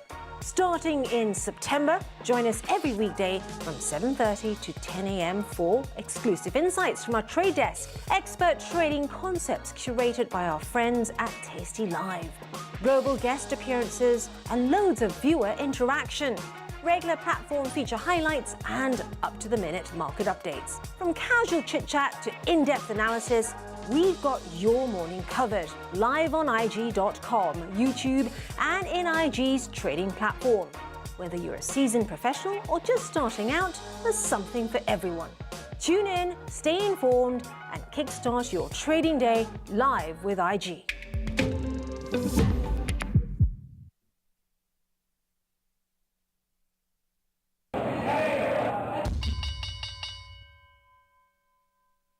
Hey, welcome to All Sessions Opening Bell. My hero sits next to me, Chris Beecham, because Ben Hoff unfortunately has a cold. Who hasn't got a cold this time? Oh, We're all on the lem have a sip. heart, have a Oh, heart. come on, we're all on the lem sip, or stronger stuff if you prefer. I'm on the Barocca and the... Gin, from the looks of it? well, no, but this might be Rich's water. Oh, yes, it might. He isn't showing any signs of coughing. It must be all the whiskey he drinks. Yeah. I think Fred was was monkey last monkey, not monkey zero. Because Typhoid Mary. yeah, Typhoid Mary. So we're good now. Patient zero, thank you. Patient zero. Speaking of which, huge week coming up. I mean, after this week and the amount of volatility that we've had. We got 1 minute before the oil sessions. What do you make so far? It's mad. Well, there's so much going on, so many moving parts. China stimulus, Germany stimulus. Where does it end? Yeah. In ECB today, there's quite a lot for a change. We were talking about a couple of weeks ago, there's nothing going on, and suddenly Everything's going on. Everything everywhere all at once. Lots of the, we've got 30 seconds to go. Lots of the trader friends that I met last night at Fortnum who were very, very expert, I have to say, expert traders, saying that in the last few sessions we've had, they've just had to just clear out positions, start fresh again, clear it out due to volatile times. Yeah, I think that's often the way. I mean, yes, if you've been looking at a lot of these pre-existing movements in markets, and they're just being upended by the news at the moment, really. Particularly if you're in German and French markets, really. Yeah. So right now, hold that thought, Chris, because all sessions out of the gate, we're just there. Take us through I'm going to zoom that in for you. Take us through the winners first. We are. Oh. No, you want the Lot. ones that go We up. are. There you go, the blue ones. There you go. Oh, JD.com. Every time I'm on with you, there's JD.com. I know. That you can talk about. It's because of this whole retail resurgence. I mean, they have, to be fair, been kicked back quite a bit. So, time for them to bounce back. We know that these are very volatile stocks. A lot of the same names cropping up. Interesting to see the short-term VIX and the QQQ, the short and Nasdaqs, really doing very well, unsurprisingly, because US markets had a bit of a choppy start to the session. We thought they were going to rally, but they are heading lower once again, really. So this selling, of course, it doesn't end instantly. Market, bottoms are a process, not a single event. What is it that's saying you like to remind us of, the stairs and the lift? Oh, markets take the stairs up and the lift down, really. So what that means is that gains, as you can see with the Nasdaq, if you look at this chart from the Nasdaq, you've got it rising steadily from August, and then months of gains can be wiped out. Very short bit. That's usually how it works. Sometimes they take the lift up and the stairs down. Yes. But usually that's the way it works for and markets. if you're Aston Martin, you just take the stairs continually. Yes, although they took the lift yesterday, they're up 14%. So it's I think they were the exact one I was talking about when they said sometimes they do take the lift up and the stairs down. Yes. So that's perhaps the key one to watch at the moment. Just that sense that with the US entering this phase of tariffs, and you've got ADP numbers, Fred was telling me, of course, were poor yesterday. And so you've got payrolls on Friday, just in case anyone's forgotten. Yeah. But there's a lot to worry about US growth. But when you've got China and Germany throwing stimulus at their respective economies, that's why they're doing so well. But the US continues to weaken. And this is a reversal of what we saw last year. Totally. And what's also interesting, bottom of the chart, people, as well, just peeking there because it's starting to climb up the chart there.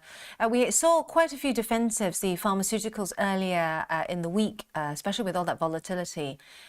They gained ground, but now it looks like they're slipping back again. The Procter & Gamble, the Pfizer's, Johnson & Johnson. Of course, healthcare was the other big driver for US stocks the last couple of years in terms of gains. So there will be questions about their outlook as well, particularly one of their key markets, the US, is, I think, let's be honest about this, beginning to slip towards a recession from the looks of it. You had the Treasury Secretary himself saying that the US economy looked fragile, and that's a warning that people have to take, and they're cutting. From the looks of the spending bill that's going through Congress, of course, remember there's a government shutdown. Is it next week they run out of money? Yeah, I believe it's 14. Middle of March. Yeah, I think that's coming through. That the big spending cuts, as well as the tax cuts that are coming through, will hurt the lowest income section of the US particularly, and that will be a drag on growth fundamentally. Can I say something quite cheeky though? You can try. Yeah, the shutdown to me is a non-event. Well, because we talk about it every single time this year. It's something gets sorted out, right? Yes, that is always the way it has been. Every single time. Now, you might argue this time with a different makeup in Congress and different administration, will it be different this time? But yes, you're exactly right to say that this is the kind of thing, it all gets bigged up every time and then nothing happens. And so this is the way you have to look at it. But then, of course, there's always the risk that that's not how it works out this time. And you do have a major crisis. So we are in the period of Trump 2.0. Yes, and he seems to be willing to push these things further. And they're saying that if he's a lot of his supporters are lower income Americans, younger Americans who don't have wealth in the stock market to the extent that their elders do. So he is less sensitive to that because he knows that they don't really care if the market suffers a fall or their wealth isn't tied up in their homes or in stocks because they haven't got any, which probably says a lot about the American economy. And so you can ride out the volatility you get, because previously the first term Trump won was 1.0 was the Trump put. Every time the market came off, he would reverse course because that was hurting his backers. And now you can argue that isn't there. So that's a very different world to what it was 7 years ago. Let's have a look at the losers list now. Chris, take us through them. Semiconductors, unsurprisingly, the most risk-sensitive part of the market, and they're, of course, again, the ones that drove so many of the gains over the past 2 years. Not surprising to see that really leading us down to the downside. So Broadcom as well, despite the news. Palantir as well. And, of course, it's a big supplier of intelligence in Ukraine, Palantir. So the fact that they are down as well, so it's just a reflection of the broader geopolitical turmoil we're seeing particularly.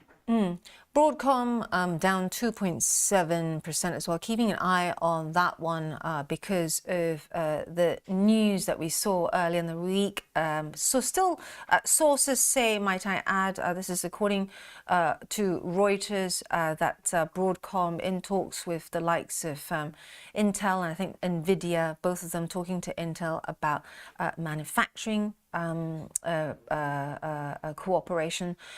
Stay right there, trader friends. We'll be right back. We're just going to go to a quick break and we'll head back into the markets.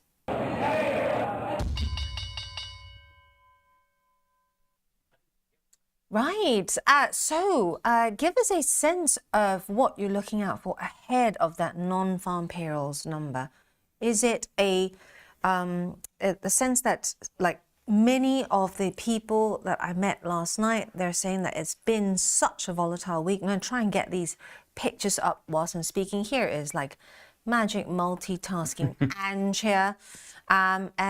Here's a photo from last night at the top of Fortnum. We even have Trade Live with IG flyers there. In fact, I probably didn't even need this at all because almost 80% of the female traders that were there actually watch us. So I said, please hit the comments button. Don't let away with the numbers and Duke and trader, swing trader.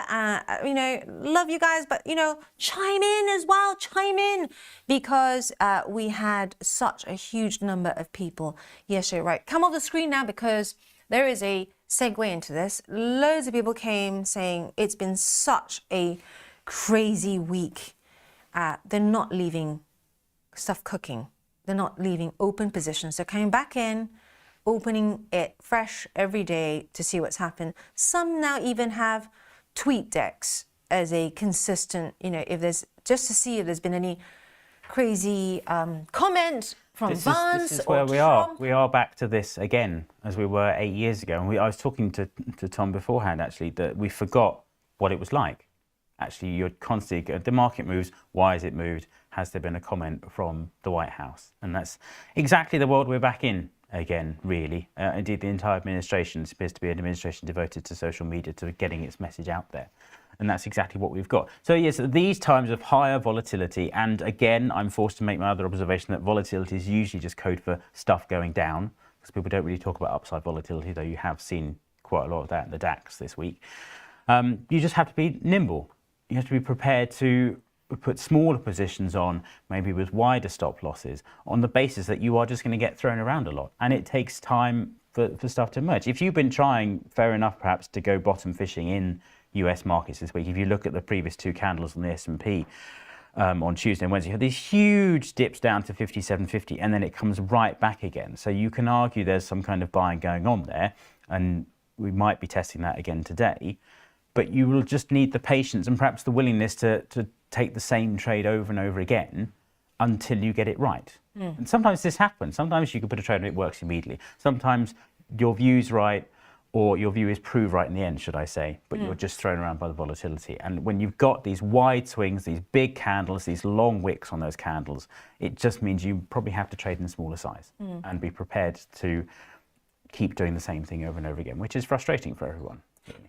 We had a very astute trader who last night only trades indices, particularly the S&P, and she was kicking herself, saying, "And in times like this, I keep taking off the winning trade just before it gets to her her take profit." And correct me if I'm wrong, kind of thing. In these times, no one can call the top. No one can call the top. So don't bash yourself and don't beat yourself up over it. It always looks obvious with hindsight. It's really easy to say, this is what I should have done, this is how I should have traded it, and you will look back and go, why didn't I do this? It's so obvious. Yeah. But you expect, we have to go through periods of digestion in markets, and that's what we are seeing with the S&P right now. We are back to just the election lows, or the levels we were at but just before, just around the US election. But that came off the back of 18, 19 months of solid gains in US markets. Markets go up, they go down, and they go sideways. And at the moment, US markets are going sideways. Maybe it continues to fall if people continue to worry about the impact of tariffs, continue to worry about the impact of job losses. You had the IRS yesterday saying it's going to halve its workforce. That's not going to show up in this month's payroll numbers, but next month will be the ones really to start looking for this. So people are very alert for signs of weakness in the US economy. And that does call into question, as Rich would like to go on about, the high valuations you have in US stocks. Whereas even now, German stocks are still cheaper than the US, even after this surge to record highs. Speaking of more volatility, did you catch that comment and the mood music that cited or cited a Canadian source who said that Lutnick and Vance was also on the call between Trudeau and oh, really? Yeah, and Trump. Because Lutnick and Ford had a chat, didn't they, earlier in the week, and that was described as, well, it was diplomatic code for shouty crackers, really, I think was. I didn't see that one. Yeah, they said, oh, it was the usual code is a frank exchange of views, which meant they spent the call screaming at each other down the phone, really, because Ford has gone in and said, we're going to cut power supplies to the US, we're not going to roll over and take this one. So yes, they're smaller and their leverage is smaller, but they're prepared to take what steps they can. Even Trudeau himself said, we'll continue to boo the American anthem at football games. We're not booing Americans, we're booing the current policies of the current administration. Well, CTV News on that note did cite a source saying that the Trump and Trudeau phone call got heated at times. So it would have loved to be a fly on the wall. Well, this is an administration that talks about respect and how Zelensky didn't wear a suit for the White House, and yet Trump insists on calling the head of government of his nearest neighbour a governor of the 51st state to wind him up. That's not respect. And it puts the UK in a very awkward position, of course, because we do happen to share a monarch with the Canadians, and you must be thinking, well, there must be some sort of comment flying between Ottawa and London over this, and what can the UK do? Because at the same time, they're trying to push the Ukraine deal and keep relations as sweet as possible. It's a very, very complex situation. There's an awful lot of moving parts, and that's, to be fair to Keir Starmer, he seems to be emerging relatively well from this, and crises appear to be good for his poll ratings. Well, is he emerging well just because he's not big enough for them to make that call? Well, yes. I mean, you have that visit to the White House. It looks likely that they'll be off there again, this shuttle diplomacy. It's a very, very febrile atmosphere. And Starmer has said the required words needed to kind of smoothen, but not, make him look like a bootlicker.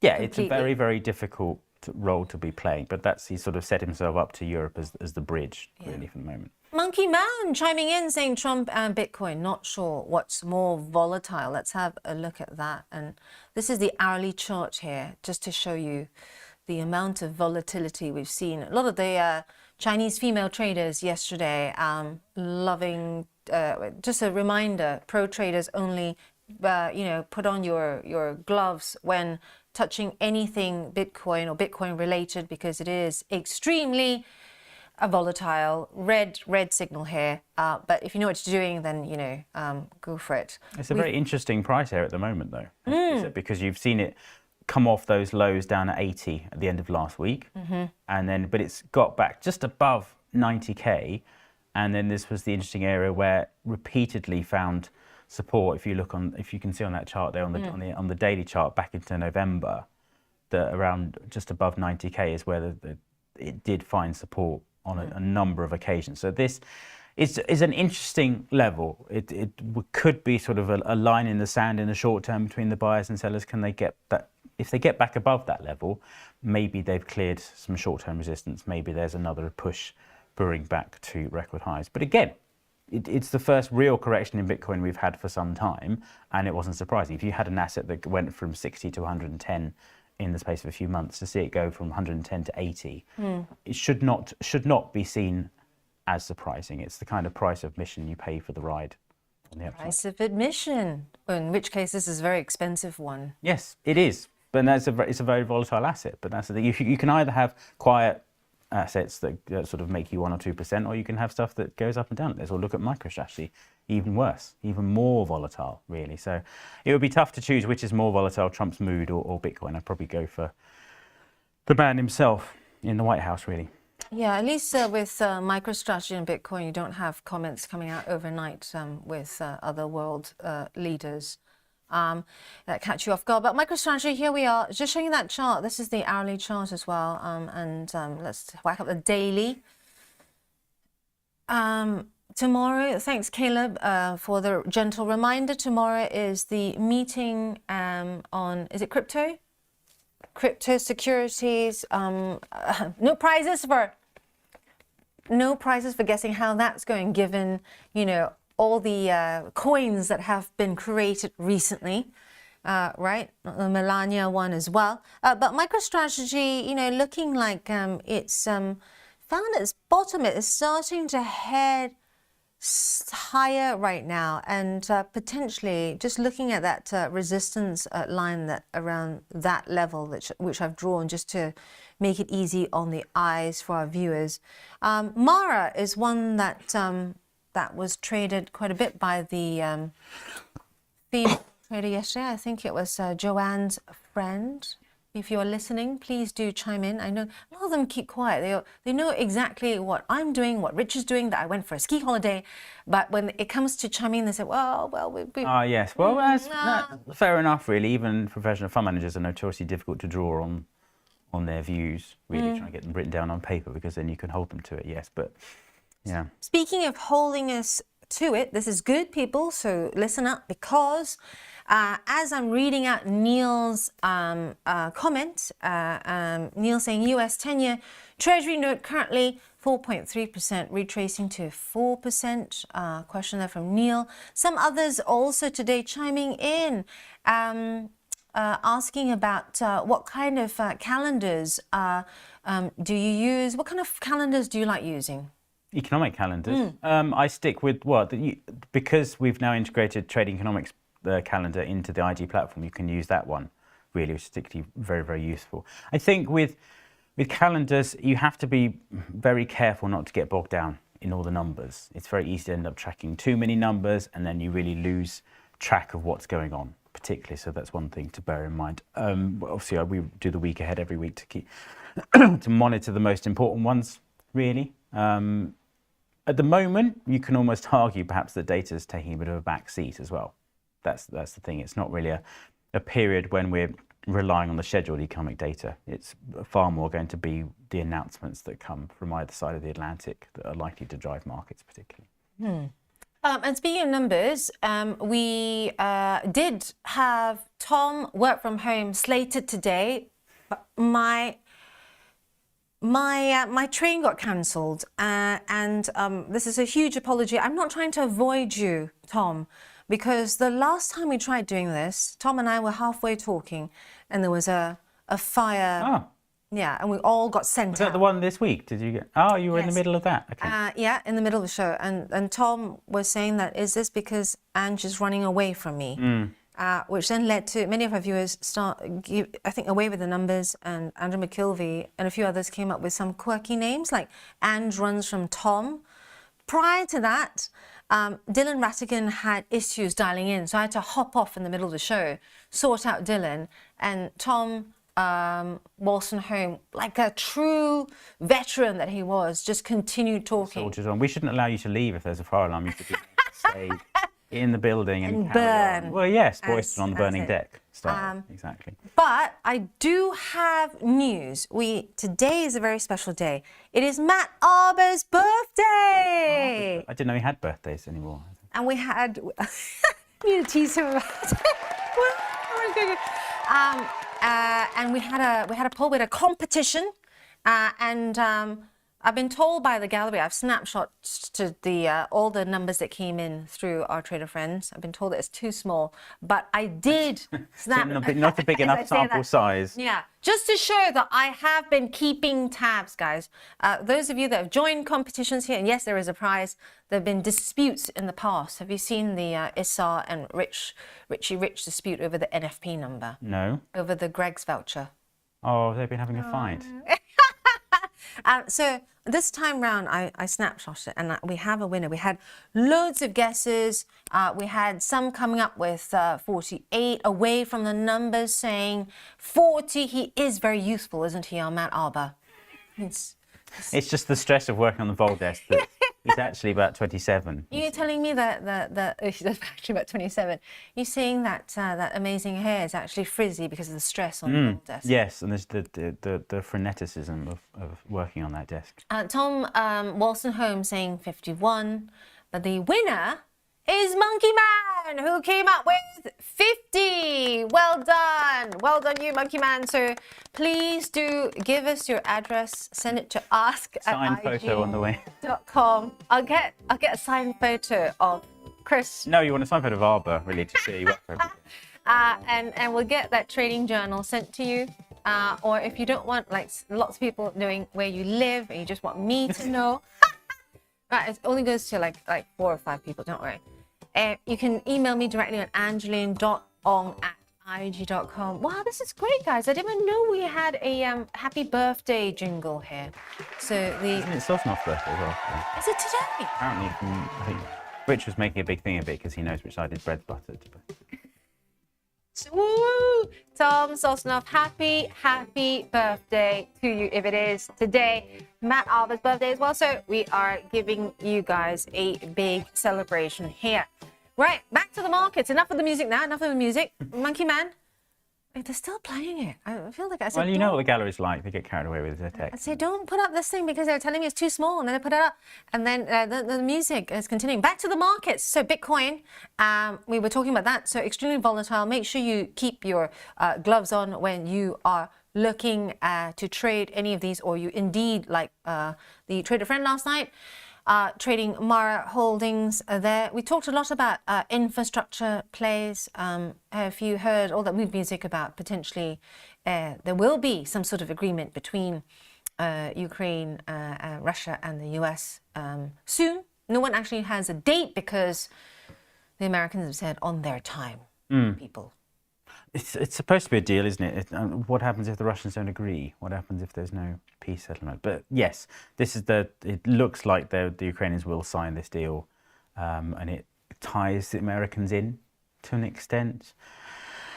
You've got to be very cautious about the whole thing, really. But clearly there is going to be an awful lot of infrastructure to be rebuilt in Ukraine because of the tragedy of the conflict. And we have it with the Germans as well, promising, 500 billion euros in infrastructure spending. And I was looking yesterday, it's very interesting to see that German infrastructure spending as a percentage of GDP was lower over the past 20 years than the US and the UK, which is supposed to be notorious for poor infrastructure. In fact, I even read in the FT last week that experts from the Germans had sent experts to learn from Britain's railway network because theirs is so bad, which is not a thing you normally expect to see. But yeah, reliability in Germany is so awful on the trains. Oh. Yeah, they have to learn from us. Never a dull moment. Loving the historical comments there. Some of the ones that I was looking at earlier this week, still gaining ground on the infrastructure play front. Holcim, still up. Cement, isn't it? Isn't it cement? Yeah, and the other one, if you like cement, is Heidelberger. Ah. Heidelberger. Here we are, materials. Yes. And there is one other. If I had to make a guess, I can't remember the name of it, but also cement. And they have the factories of French. Lafarge? No, is that the cement? But you can see their factories. You can see where they're digging in parts of Southeast Asia. It's always like sort of boarded up, so you can't get close to it. But you see the drills nearby. That's Lafarge. Yeah, you are. Is it Lafarge? Yeah. So if you take a But that's train, part of Holcim, so you get half a point. Half a point for that one. So if you take the train up from Singapore all the way up to Thailand, quite frequently look out for the tall mountains that get getting smaller each time. And you'll see these great large boardings from afar, so you can't get close to it. But you can see the branding from afar, and it's one of those two. Isn't the stat that China's used more cement in the past 20 years than the US did in 100? No, but with the amount of one of the building, stats that goes around, I think. yeah, with the amount of building construction that's going on right there, I wouldn't be surprised. Away from the numbers, Angeline, Chris, could it be President Trump attempting to give Russia a way out of this without Putin losing face? That sounds like a slightly, I don't know. I think Trump thinks the best way to deal with the Russians is to appease them to an extent. That's a loaded word, so I don't mean appease. Deal with them. He also wants to detach Russia from China, and the best way to do it is to give them a deal in Ukraine, because he thinks that's the more important thing, really. And on that note, more scary than Putin is Rich out there telling us to wrap up. So we have to go. Right. Rich is coming up after this, so stay right there. Planning to make investing your New Year's resolution? IG Invest brings their trading expertise to a brand new, simple and user-friendly app. With zero commission on US stocks, why wait? Download IG Invest today.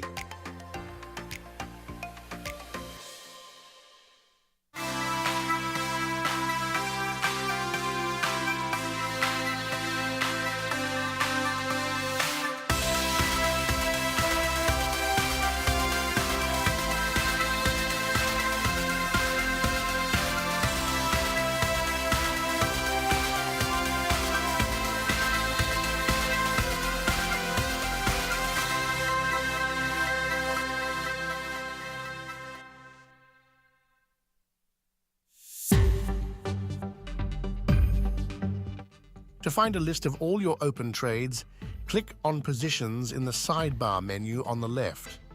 Here, you'll be able to see key information about each of your trades, including the market name, the size of your position, the opening price, the stop order you chose, and your limit order. You'll also be able to see your profit and loss. Positions are normally sorted in descending order of your latest trades.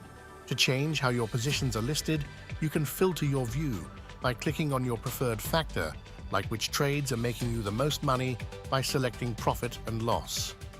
You can edit your limit order or stop order by clicking on the figure and entering your desired number. Lastly, you can close your open trades by clicking on the close button next to the relevant trade. Bring me the next shiny new thing. Bring me the next shiny new thing. Bring me the next shiny new thing. Bring me the next.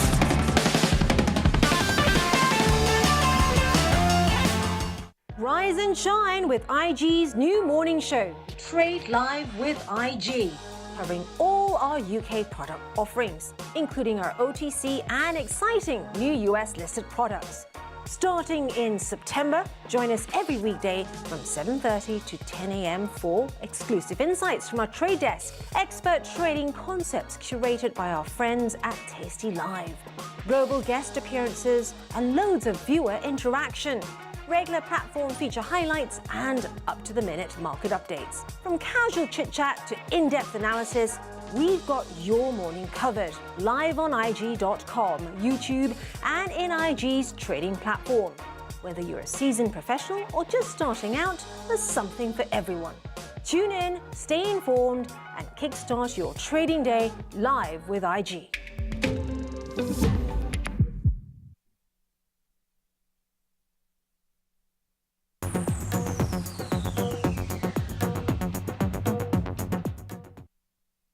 Class is about to begin. Please sit and be quiet. That's right, it is your beginner's guide to options. And today we're diving in to implied volatility. It's starting to get serious. We've done the beginners sessions, we've done the intros, but now we're starting to get into the important stuff. Now, let's take a quick look at why this is important and why you should stick around for the next 10 minutes and learn all about implied vol. Well, we're going into Broadcom numbers tonight, and we know that this number here looks big and scary, 155, right? That is the implied vol tonight. That means that we expect a $17 move in Broadcom on numbers this evening. So that is the implied vol. And then up here is the IV rank, which is 87. Now that means that the implied vol of Broadcom is as high as it's ever been in the past 12 months, right? Now, what does all that mean? Because we talk about this kind of stuff a lot on the show. Let's teach you right now with today's market measures. So, a beginner's options guide to implied volatility, part 1. You know there's a lot to go through when you get a part 1.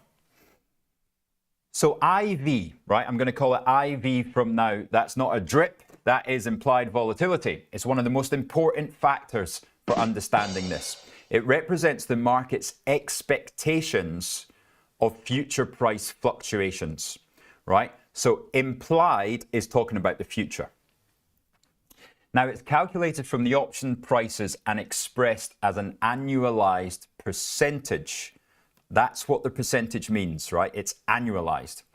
It's often called the fear index, and IV serves as a gauge of market sentiment, spiking higher during periods of increased uncertainty and investor anxiety, exactly what you've been seeing in the past couple of weeks. Traders rely on IV for strategy, selection, the optimal entry and exit points, and risk management. So it's so important. It's such an integral part of options and derivatives. By understanding potential price movement ranges and the market conditions, it teaches you all that. Now, the price of equities tends to go higher upward over time, but the VIX hovers around a mean of 18, right? So it is mean reverting. And the average has been lower recently, as it was in 2017. Mean reversion is our philosophy behind how IV moves over time, because price is generally not mean reverting, i.e. stock prices do not mean revert, generally speaking. IV is mean reverting. We've got a better chance of being right about the direction of IV than we do about the price of the underlying. There you go. It's easier. Options are easier than stocks. You heard it here first. Generally, when selling options, we want the implied volatility to go down, right? That is one of the factors in where you're making money.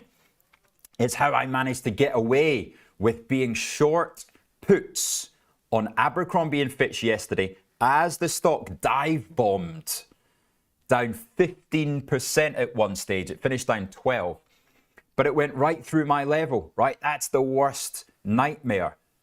But because after numbers come out, implied vols generally compress, it meant because I was short the puts and I was short the calls, I lost money in this one, but I also made money on the short calls, and it netted off, and I ended up only losing $35 at being so wrong in a stock that was down 12% in the end. So I got away with it, but that is what we're talking about. We want implied vol to go down, and often after a big event, it does go down. When buying options, you obviously want the implied vol to go up, right? Because you're buying something that you want to go up in value. Implied vol is an important part of the valuation.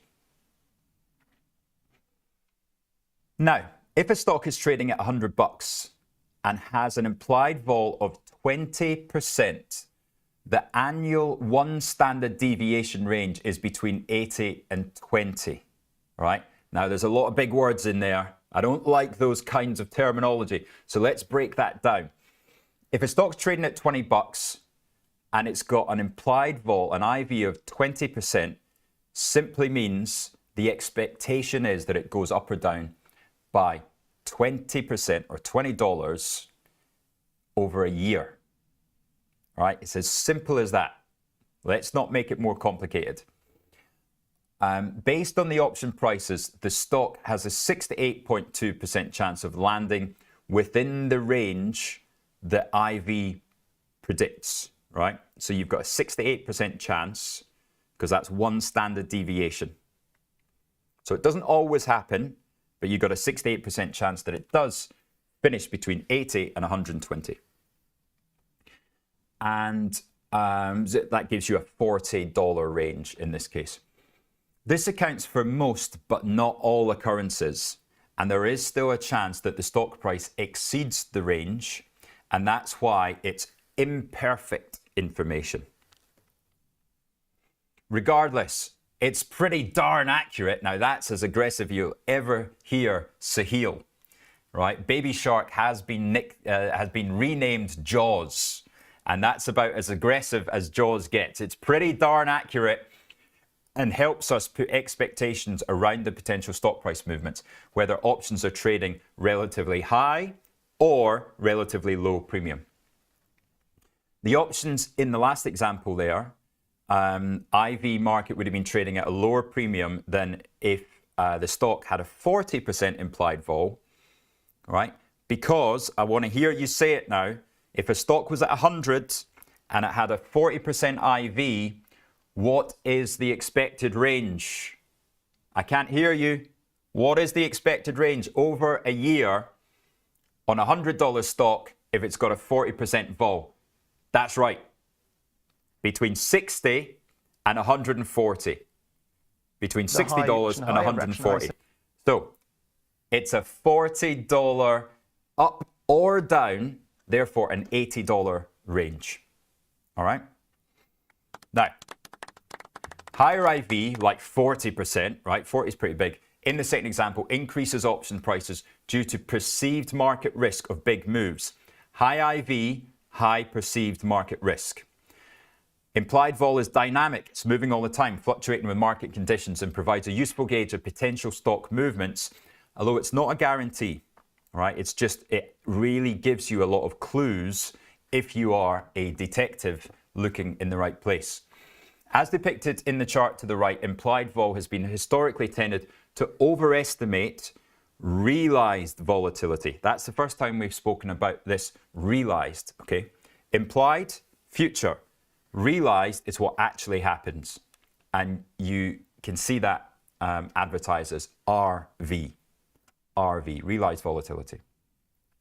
This is why options traders consistently review their implied vols before placing trades, and it's a key factor in many of our studies. There is your graph, realized versus implied vol. You can see consistently RV comes in lower than IV. In general, things are never as bad as they seem, right? The actual reality is less than what is priced in to the IV. And that's, of course, that's a description of our general anxiety and our fear about what can happen in the future. It's never usually as bad as you fear. So takeaways, option prices drive IV, not the other way around, right? It's the option volatility that drives expected volatility. Implied vol is not guaranteed, but it's a good gauge of expected movement based on the option market prices. Implied vol is presented as an annual potential move on a one standard deviation basis. High implied vol, right, that's when you want to sell options. If it's got a high IV, like Broadcom tonight, is on a IV of $155, right? So that is a $17 move in either direction. In either direction, $17. The stock is thought to go up or down by about 8 to 9%. So that's already built into the option prices. So if it only moves 2% or 3%, IV gets crushed tomorrow. So yeah, high IV indicates rich option prices, expensive prices that you're happy to sell. Low IV, right? When IV is down in the teens or low 20s, then that's a low IV. That's when you might want to buy options because it indicates a cheap option price relative to the stock price. So defensive stocks, the S&P, you know, generally overall, those are low IVs. All right? That is your 10th lesson and the most important one by far. So we'll go over a review. We'll do part 2 on Monday, and then we'll go over the 2 of them when I'm back from Cheltenham Racing. Yes, it's the most exciting week of the year next week, and I'll be at Cheltenham on Tuesday, Wednesday. Give me a shout if you're there, and it would be great to see you all and toast a Guinness together ahead of St. Patrick's Day, and then we'll be back for more implied vol, firstly on Monday, but then next Thursday. Thank you. Class dismissed. Are you ambitious? A future leader? Do you think big and raise the bar? If that sounds familiar, IG wants you. We're a global fintech and we offer graduate schemes for the ambitious. You'll see everything as you rotate across the business, building your skills and knowledge as you go. Kickstart your career as a future leader at IG, the home of the ambitious. Bring me the next shiny new thing. Bring me the next shiny new thing. Bring me the next shiny new thing. Bring me the next.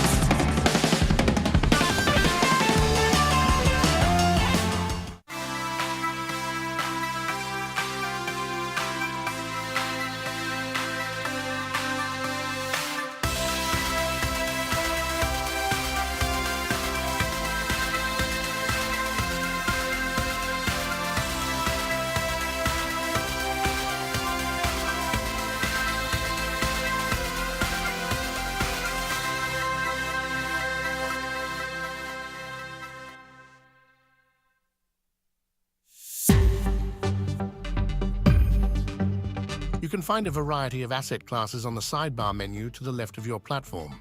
It's now time to pick an asset class. There are 4 major types. 1. Shares in individual companies listed on global stock exchanges. 2. Indices, a group of shares measuring the performance of a particular region, exchange, or sector. 3. Forex, the value of one currency compared to another, like the pound versus the dollar. 4. Commodities, like gold, oil, natural gas, or wheat. Decide which of these markets interest you and which you know the most about. It's up to you to research the market you'd like to trade. This will help inform any trading decisions you make.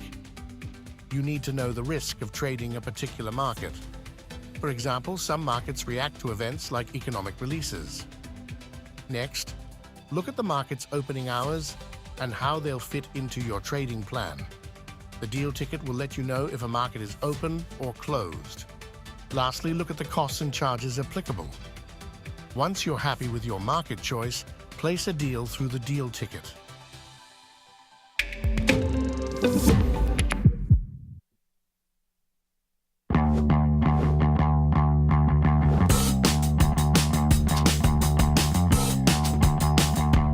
Bring me the next shiny new thing.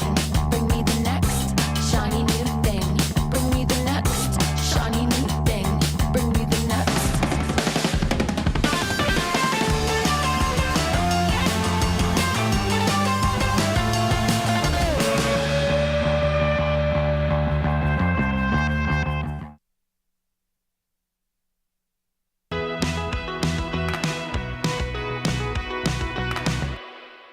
Hey, trader friends, and we are live here on Trade Expectations with the very, very suave Martin Harris, back from South Africa. Back from South Africa. Nice. How was it? You look very Warm. sun-kissed. Thank you. No, well, I mean, I was very pale before this, so I don't know. Give it one day, you'll lose that glow. Yeah, if enough change, but thank you. So, what's the vibe over there? I mean, we have seen a great deal of market volatility here. Lots and lots of people, talking about that disorderly fall that we had earlier this week on, the markets. And it's come back a bit now. But, here there've been lots and lots of talk about, making sure that we have tight stops in such volatile times, also having the guardrails. Make sure you have all your guardrails in place. Those trailing stops are very handy indeed. But what have you been hearing on that side? Yeah, so actually I think one of the things that maybe not a lot of viewers are aware of is that South Africa's actually been pinpointed by Donald Trump. So he's, between Elon Musk and Donald Trump, they've said quite a lot about SA. So I think country is at risk for facing various sorts of sanctions. There were sort of messages thrown around that they were going to add political leaders to sort of international terrorist lists, so blocking them from traveling across, allied countries of the United States. So there's a lot going on there. Beyond that, with Donald Trump and everything that's happening, lots of volatility, lots of big market moves. I think this is the ongoing narrative for the next few weeks, maybe months. We were all thinking about you when you were working out there because, the Rand has had it's, I think, one of the worst performing financial assets since Trump came into office. But, it has had a bit of a attempt at coming back up. At the moment. Broadly, this is going to be, having looked at this is dollar weakness. That's what we're seeing here. This isn't Rand strength because the Rand is not strengthening against a broad basket of currencies. And so this is, we're seeing, the dollar basket falling. So that's something that I'm sure the traders are looking at is, those next levels of support for the dollar. And I think this plays into the broader trend whereby, the theory is that, Donald Trump has always wanted a weaker US dollar. Weaker US dollar means that they can be more competitive on exports, more competitive on manufacturing, and it's the only way to really get manufacturing kick-started in the US again. So growth scares, inflation, tariffs, that's what's those are where all the headlines are coming from. And I think the next thing is that we have no real big earnings reports until May. So this is just really what it's going to be. The growth scares have been driving yields lower. And what we see now is that flows in treasuries have been tactically one-sided long. Going into NFP on Friday, most managers are long sort of 2s and 10s. So we'd have to see what happens with NFP, whether that sort of long treasuries sort of trade plays out. Front of the curve in the SOFR is sort of pricing in 3 cuts for the year, and that's really what we're kind to see, that there's this risk of that everyone is going long in the market at the moment in treasuries. So yeah, that's what we're following in yields. Does this concern you? I mean, as a portfolio manager, looking at all that rhetoric that's come out recently between Trump, Zelensky and Vance, the growth scare that we saw earlier this week, not helped by that Atlanta number, the potential for many events that have recently been announced that could feed inflation further. With your eagle-eyed view, does that make you really, really concerned about the next few months? And or maybe not. Maybe you such a long-term view. You've taken all these in view already and baked that into your projections. I think the short-term moves have been extreme, and that's been because of the sentiment changes. I'm quite confident that should the kind of rhetoric subside and just settle down, we would also get a settled market. Things would stay on track where they were. So the view there, I mean, even looking at recently, White House is now exempting automakers from the newly imposed tariffs on Mexico and Canada for 1 month. So the tariffs that we were promised keep getting delayed, and you then have President Trump also, he's mentioned that he's considering exempting certain agricultural products from tariffs imposed on Canada and Mexico. The last time, this is a repeat of what happened in Trump's previous term. United States saw huge issues in the agricultural sector, and the government had to step in and start subsidizing their farmers because they weren't able to export things like soybeans. So with the tariff sort of the narrative around tariffs, because Trump has really telegraphed these moves, the kind of opposition countries have, I can imagine they've been waiting, they've really planned well what their retaliatory tariffs are going to be, and so they're loading tariffs straight back on the United States. And so I think that the tariffs will fall away. What the countries need to do is Donald Trump wants them to bend the knee, and everyone is happy again. And so that's really trying to cut through a lot of just the narrative around tariffs. That's the view that we take. Fantastic. Just taking a look at some of the names of agricultural, was you're talking about that, we've got DuPont, Nutrien. I wonder if that one is actually listed. Not quite. Yeah, it is. There we are. I can get that on the IG platform here. And of course, if you're looking at farming stocks, have a look at John Deere is the one that, the big name out there that if you want to have the agriculture play, look up John Deere as well. Infrastructure, and also let's move over to the Eurozone rather. Today is a big day. Already Chris and I were lamenting earlier on. We thought we're coming into a relatively quiet week. Instead, this week has been explosive, starting from the weekend. No rest for the wicked. And just as the whole Zelensky, Trump, Vance thing was kind of petering away, then we had the market create wild volatility.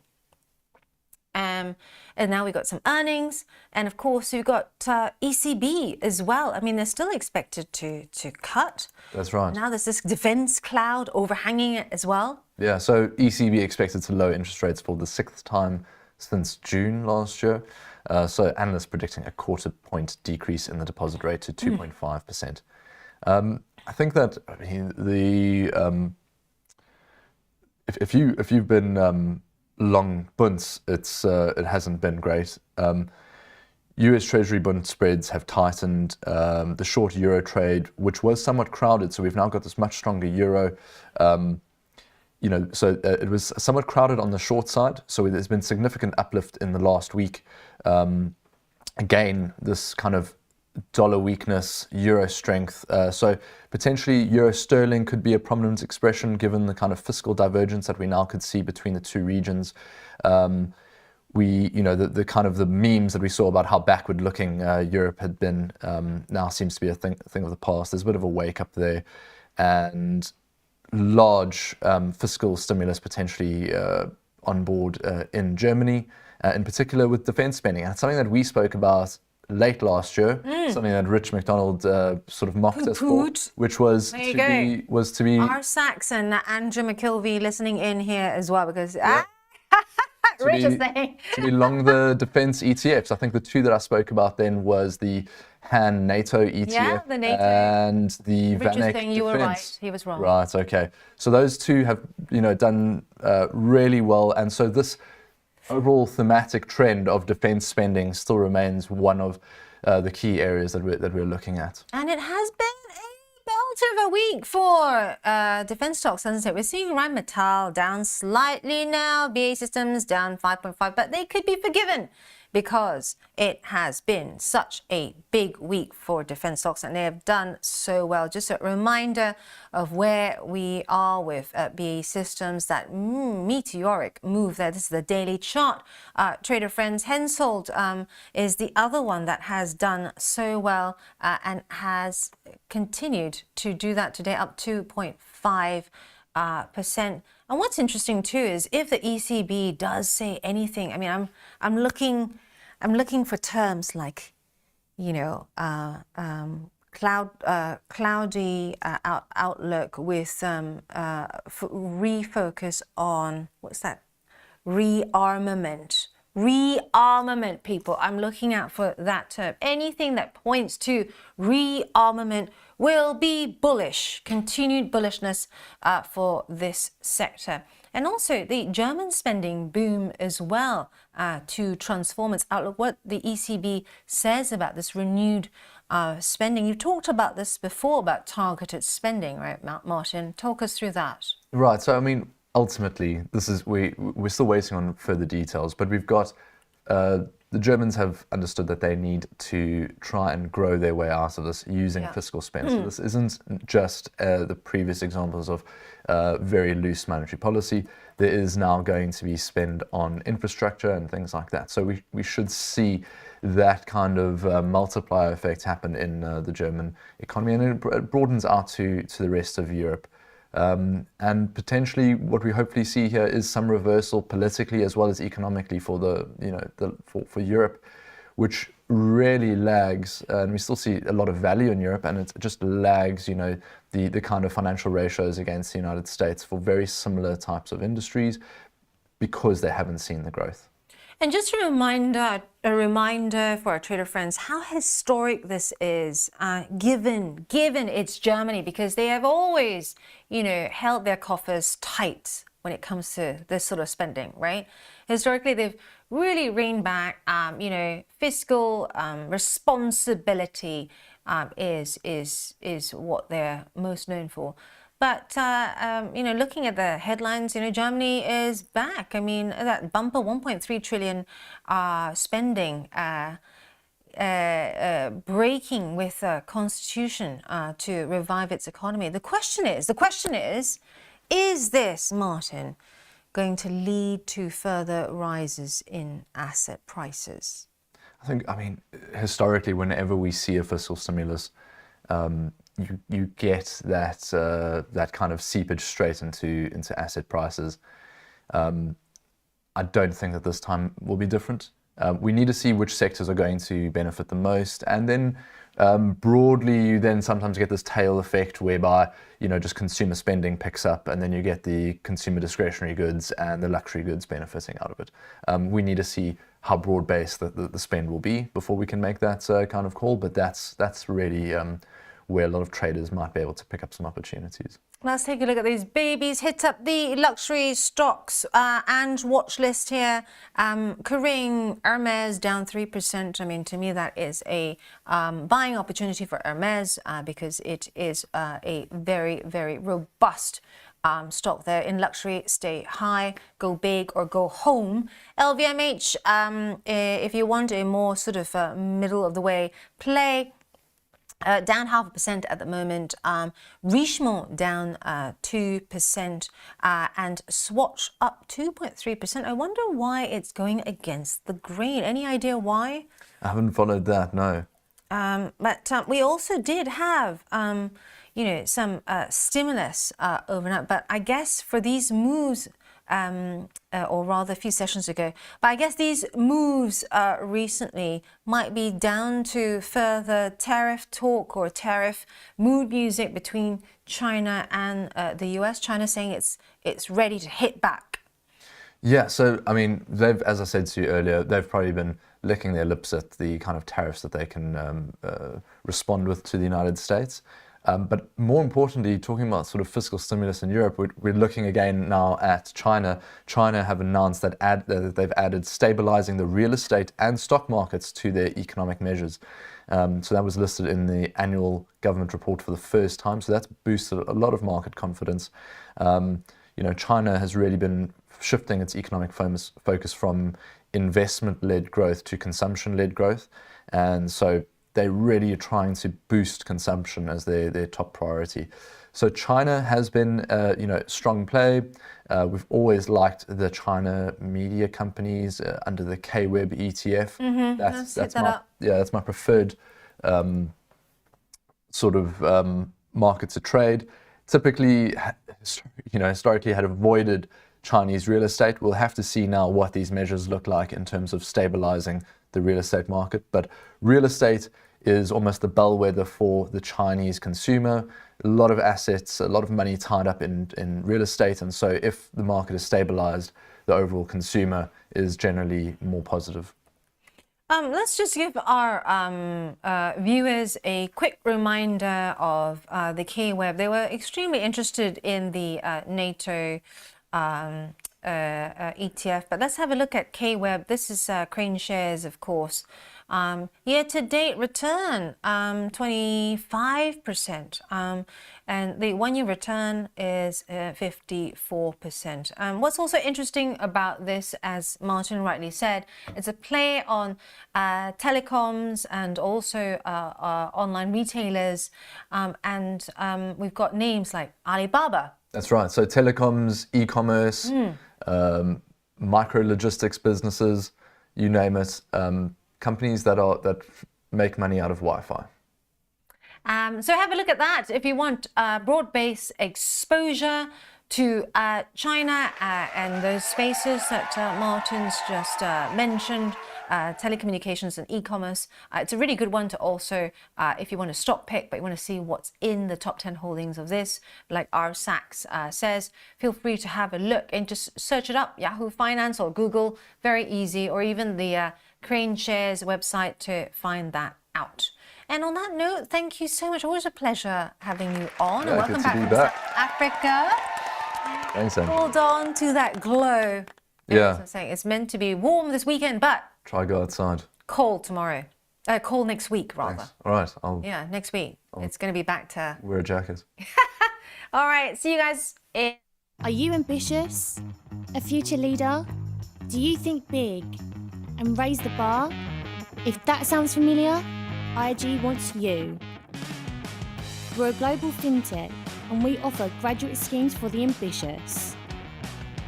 You'll see everything as you rotate across the business, building your skills and knowledge as you go. Kickstart your career as a future leader at IG, the home of the ambitious. Bring me the next shiny new thing. Bring me the next shiny new thing. Bring me the next shiny new thing. Bring me the next.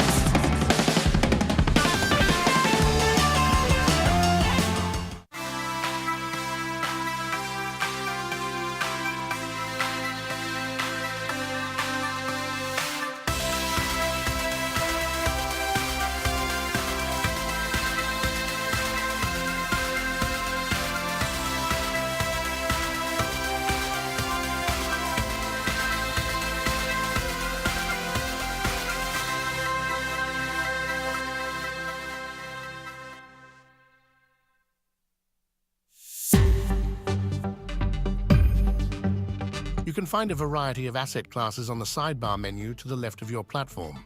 It's now time to pick an asset class. There are 4 major types. 1.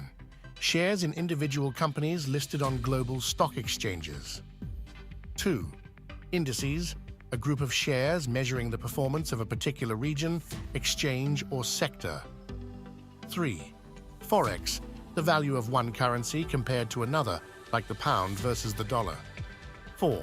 Commodities, like gold, oil, natural gas, or wheat. Decide which of these markets interest you and which you know the most about. It's up to you to research the market you'd like to trade. This will help inform any trading decisions you make.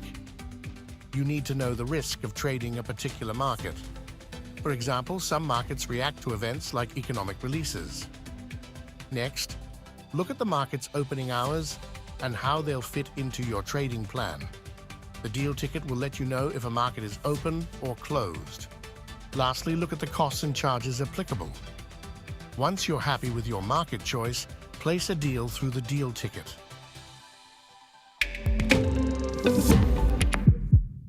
Welcome to the exciting world of options trading. If you're looking to add a new dimension to your trading strategy, you're in the right place.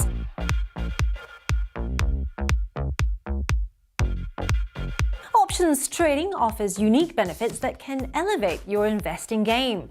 With options, you can protect your portfolio against market downturns, essentially creating an insurance policy for your investments. Now, what sets us apart is our commitment to your success. We provide extensive educational content to help you understand options trading inside and out. And with our 24-hour servicing, support is always just a call away. But that's not all. Options also allow you to generate income from your existing positions. Strategies like covered calls let you profit even when your stocks aren't making big moves. Options also shine when the market isn't following a clear direction.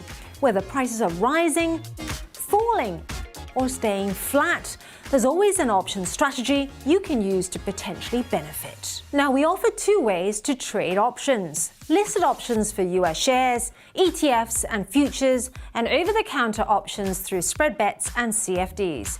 Both types give you the ability to take various market positions. So, ready to explore the potential of options trading?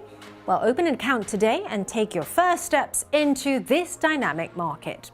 Remember, while options trading can be rewarding, it comes with risks. Always trade within your means and never risk more than you can afford to lose.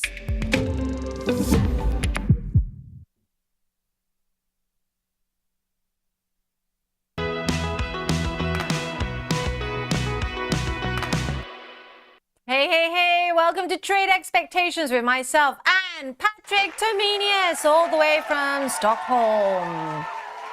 How's it going, Patrick? Just great.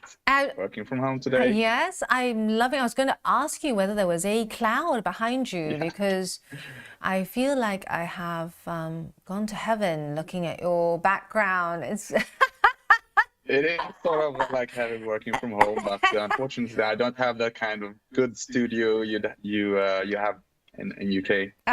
Well, good to have you on. Anywho, it's always a pleasure. I mean, I guess we've done lots of markets already, so let's start with something close to, at least to my heart, Tesla. You've been looking at Tesla this week very closely. Is this down to more numbers that have come out on its production, or is it to do with the new model? Yeah, so we talked about Tesla last week. Just shortly after, we got some new numbers regarding sales in Sweden, and we saw a bigger decline also in Sweden. So it's just on the same topic from last week. But as you just mentioned, it's when you're talking about Tesla, and a lot of people are actually quite bearish. You really need to talk about and look into the next model, because in Sweden at least, the most popular model is the Model Y, and that's the new launch within a month or so. So, reasons for this decline could also be that people are waiting for the next model to be released.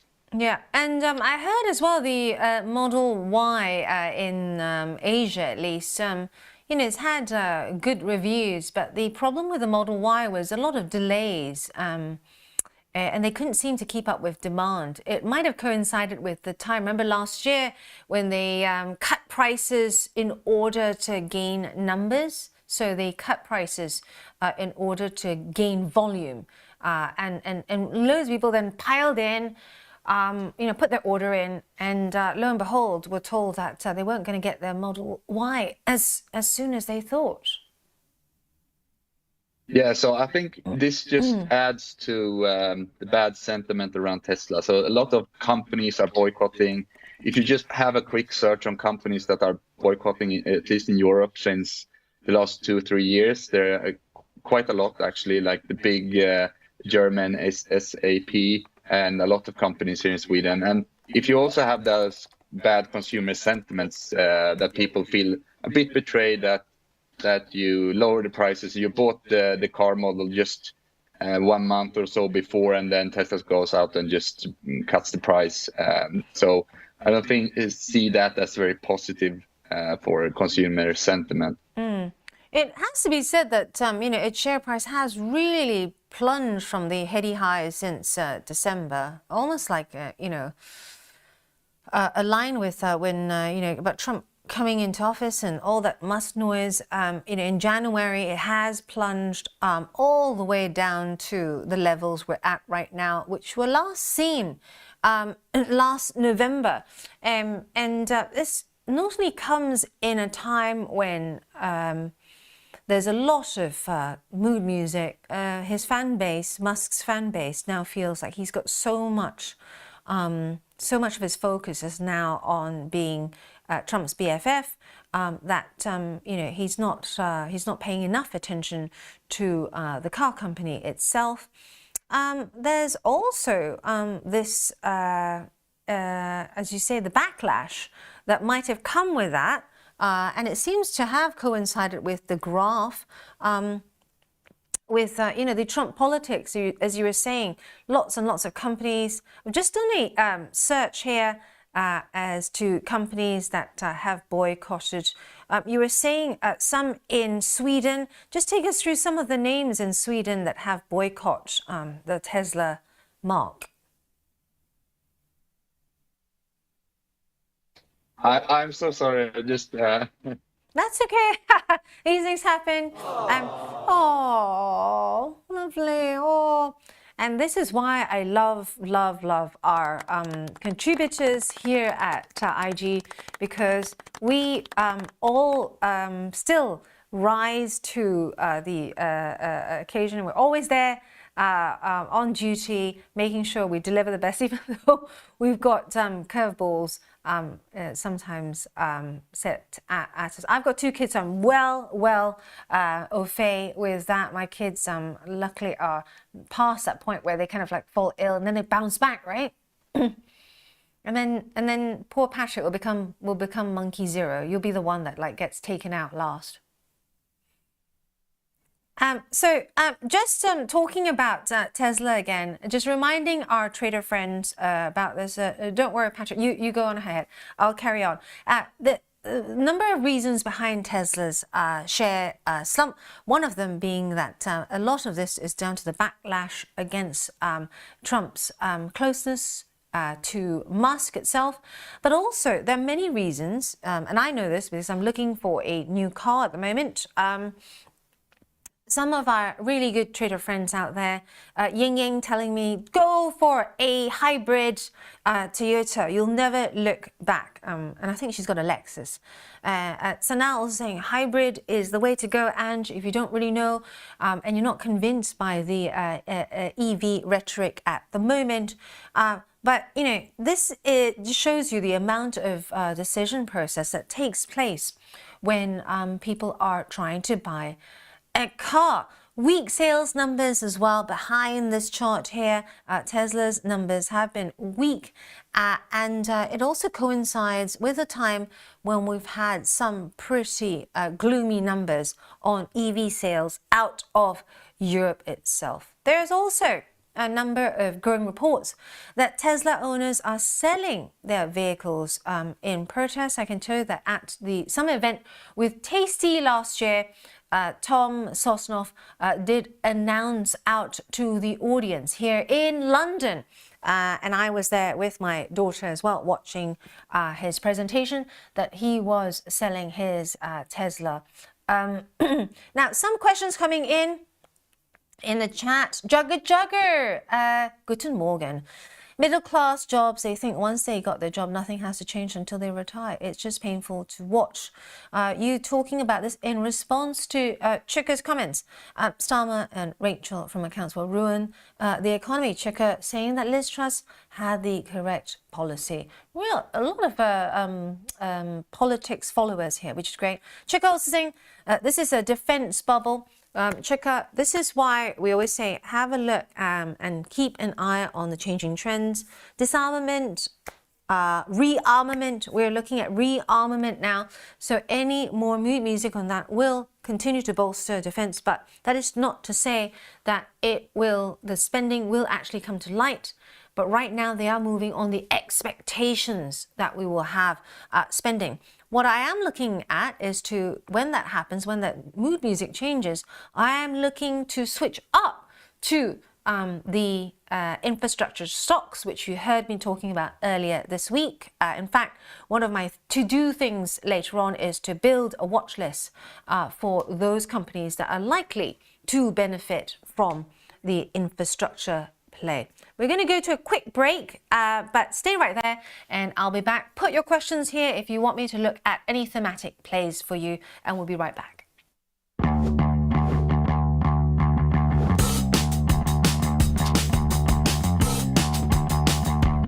Bring me the next shiny new thing. Bring me the next shiny new thing. Bring me the next shiny new thing. Bring me the next.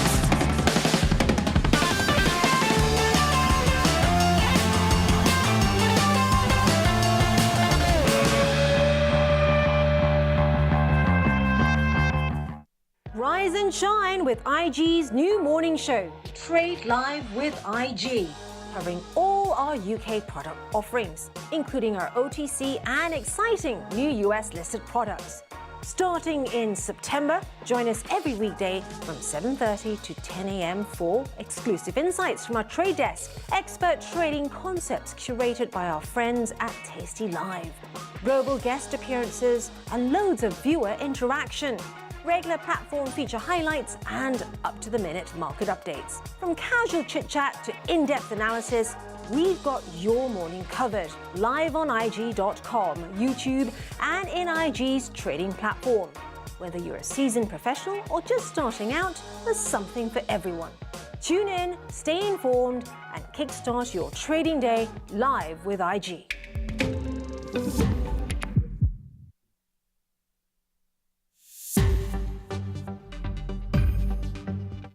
To find a list of all your open trades, click on Positions in the sidebar menu on the left.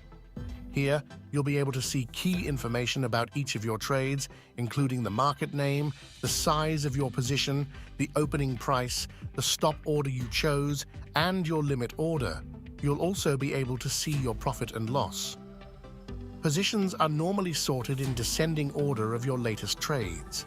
To change how your positions are listed, you can filter your view by clicking on your preferred factor, like which trades are making you the most money, by selecting profit and loss. You can edit your limit order or stop order by clicking on the figure and entering your desired number. Lastly, you can close your open trades by clicking on the close button next to the relevant trade. Are you ambitious? A future leader? Do you think big and raise the bar? If that sounds familiar, IG wants you. We're a global fintech and we offer graduate schemes for the ambitious. You'll see everything as you rotate across the business, building your skills and knowledge as you go. Kickstart your career as a future leader at IG, the home of the ambitious. Planning to make investing your New Year's resolution? IG Invest brings their trading expertise to a brand new, simple and user-friendly app. With zero commission on US stocks, why wait? Download IG Invest today. I'm Ben Hemmington and I head up the sustainability function here at IG Group. IG Group pledges 1% of its annual profits and directs this to community initiatives. This is a pretty significant amount of money. We're talking several million each year. And I used to work in the charity sector, so I have first-hand experience of just how much of an impact this money can actually have if it's used wisely. In particular, we are focusing on empowerment through education. So looking to see how we can empower members of our community that are disadvantaged in different ways by providing access to quality education. It's an area of work that we're really proud of and that we're having a really excellent impact in. On the IG Group website, we have a download centre which has got lots of information about our sustainability function. Here you can find out more about our product governance, about responsible investments. We have documents around our diversity and inclusion, including a D&I statement, KPIs and targets, as well as our progress against these. You can also find a number of documents relating to how we manage our environmental impact. And then also on that download centre, you can find our community impact report that talks all about our Brighter Future Fund and the impact that it's having.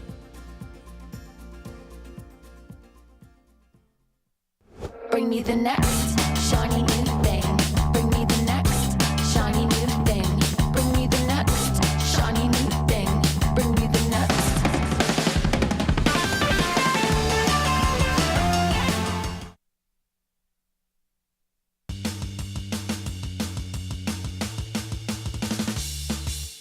Hey, welcome back to Live from the Trade Desk with me, and I'm going to take you through the across the market view and also what positions to look out for today if you're looking to go long or even short. Bless him. Patrick had his ill child, Alma, and I said, don't you worry, you be well. Go and sort Alma out, and what a star, what a soldier. He still came on for Trade Live with IG, even though he had that in his hands. Be well, be well. Taking you through some of the big movers, starting off with the markets first, because we are in fact starting to see a mixed picture here. Germany 40 still going great guns there. Just keeping an eye on that for you, because it has come off slightly now, but out of all the others, it is still heading higher. Also taking a look at some of the constituents of the Germany 40 as well. If you take a closer look at my watch list, I'm going to zoom in for you. You'll see it's not hard to see why that it's still keeping the DAX in positive territory. All the usual suspects, the big caps, the blue chip companies, your Siemens, your Deutsche Bank, your Mercedes-Benz, your Volkswagens, are all coming back very nicely towards the end of the week. Also, the infrastructure play, Heidelberg Cement's part of the top 10 there. We're also seeing some of the car names also come back, including BMW as well. Just checking in on the CAC as well, just having a look at the CAC for you, because the CAC has been quite an interesting one of late. Let's have a look at the CAC. Here we are. France 40 on the platform, people. This is the daily chart here for you. And we are trying to get the zoom here for us. Is that better, Caleb? Can you see now? There we are. And we are up 0.2% there. Bearing in mind, you know, it has been on a tear recently, so that up 0.2%, maybe some sort of recalibration or pause and taking stock happening there ahead of the ECB meeting. As you heard, Chris Beecham and also Martin Harris with me here earlier. ECB still expected to cut rates later today. This is despite the defense clouding the outlook. As I mentioned earlier, look out for any mood music around rearmament, any mood music around their outlook and what it is thinking in terms of growth, given that Germany right now has loosened the purse strings, loosened its rhetoric even, which is quite historic given they have always been proud about fiscal and monetary responsibility, and now they're going to say they're going to spend their way out of the economic gloom. ECB set to cut rates, the expectation 2.5% cut, fully baked in really, and it's likely to be its last easy decision for a while, given all the tariff mood music, and whilst we're seeing all that still play out. Let's move on to some of the individual stocks, shall we? Taking a look or moving, heading to the skies first. Air France, one of them that is actually going great guns. Look at that chart there. Air France, KLM. Any of you fly Air France, do message in and let me know. I have flown them before. I think it was City to the Netherlands. I have to say at that time, really not so impressed with the service given the price. It felt a bit kind of like flying Lufthansa. Any comments there on flying Air France? Let me know, because it wasn't spectacular for me. It's annual results. You're asking me what is behind this move if you haven't already traded this. Boosted by its strong results, a strong fourth quarter, and also Air France KLM managed to trim costs as well. And its Dutch unit, though, flagging ongoing pressures on profitability. But taking a look at its share reaction here, it looks like traders are focusing on the positive instead of its Dutch unit, and looking instead at the 427 million bucks, or that's 396 million euros. For those of you that look at the euro figure, which more importantly was nearly double. That was a near doubling of the expected figure by analysts polled by LSEG. Lots more passengers. They're also benefiting from the revenge travel, continued revenge travel trend. You know, most people out there are still reluctant to buy discretionary, non-discretionary, and also very expensive big ticket items, but people are still willing to spend on experiences and going on holidays and doing things like Cheltenham, where Richard Rich is going to leave me for 2 days to head out and lead the high life over at Cheltenham. Yeah, the director's going, yeah, and he's going to have a jolly over there.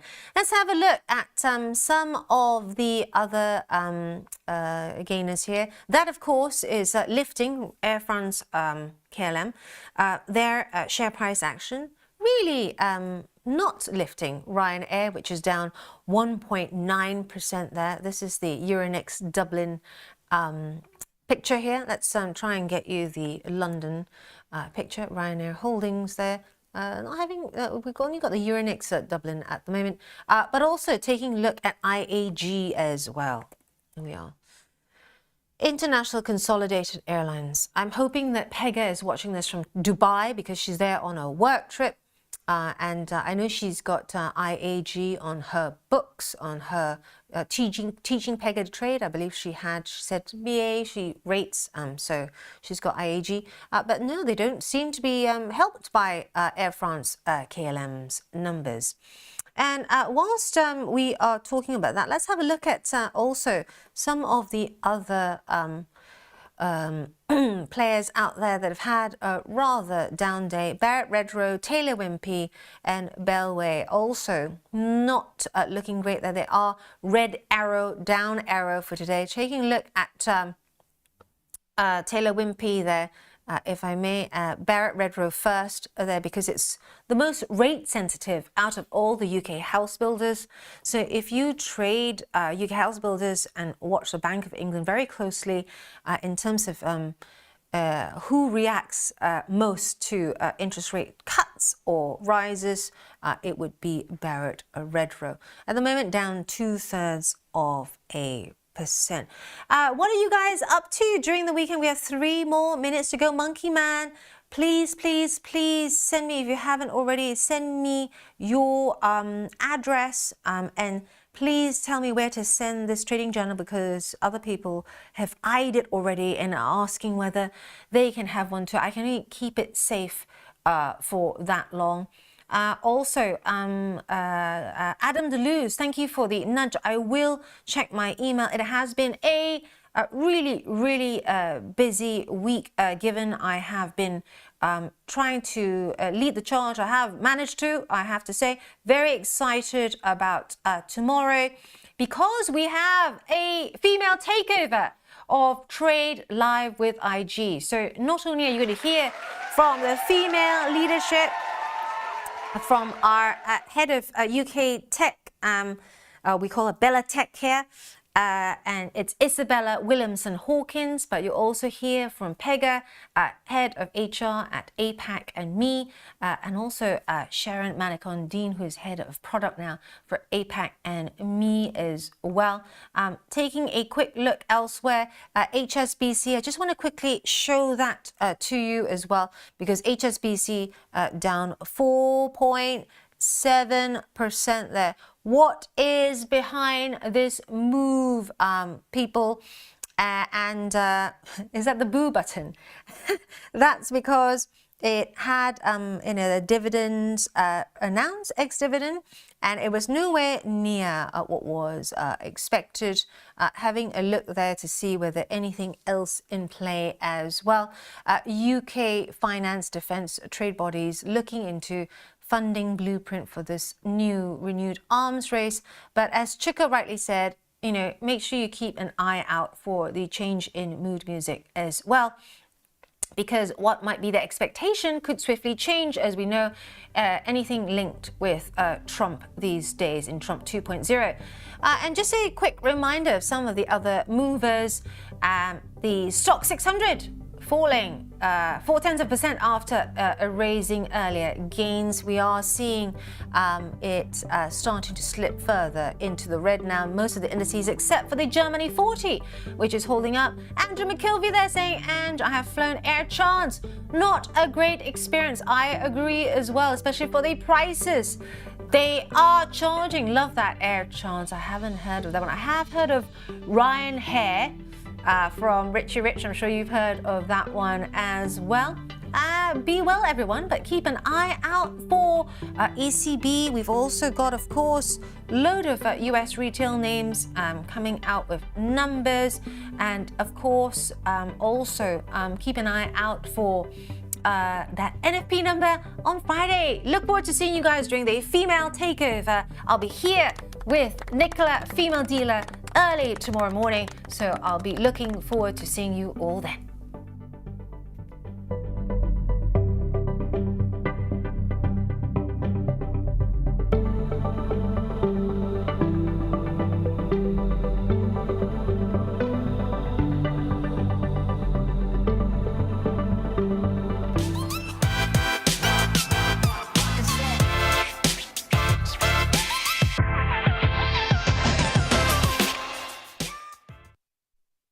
Stocks close green. What does it mean?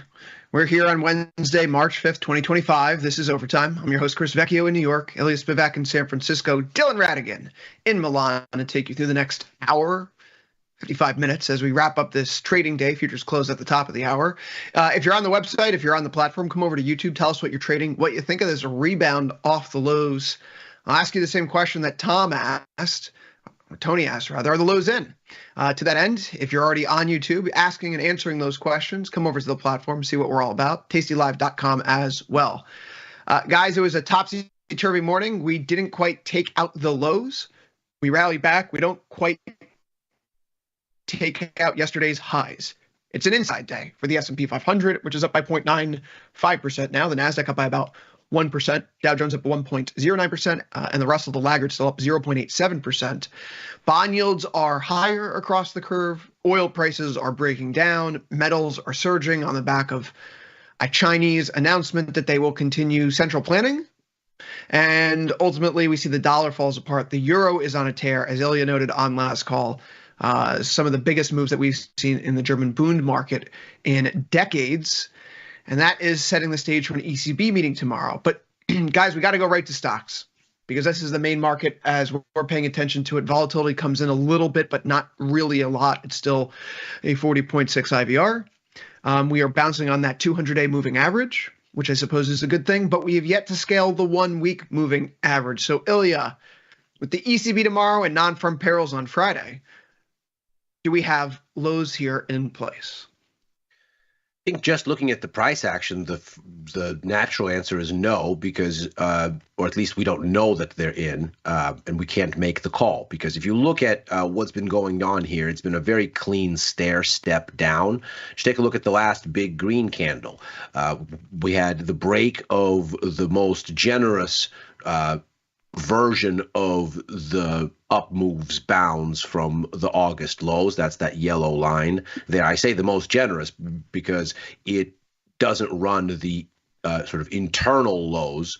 It runs a very wide reading of what the uptrend is. And back in sort of late February, we cracked that.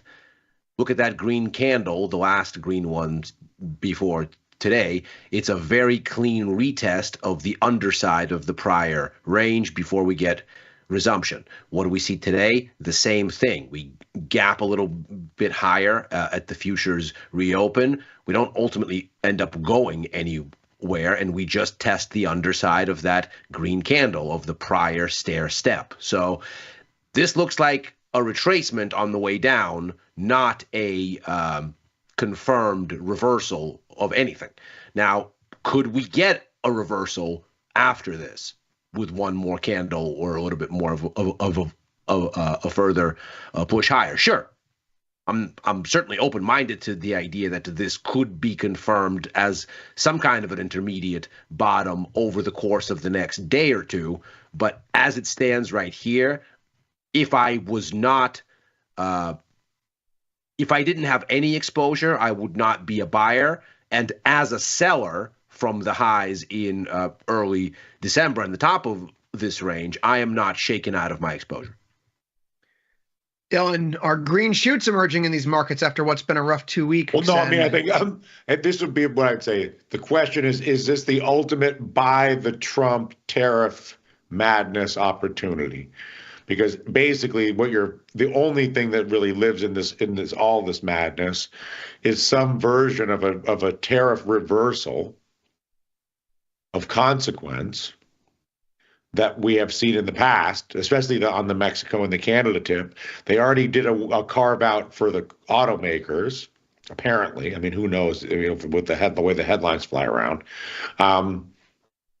So, I mean, I think that's this is one of those charts where, like, either, this is a great opportunity to buy them, but you're straight gambling. You're just gambling that Trump is not going to do what he says, because generally he doesn't do what he says.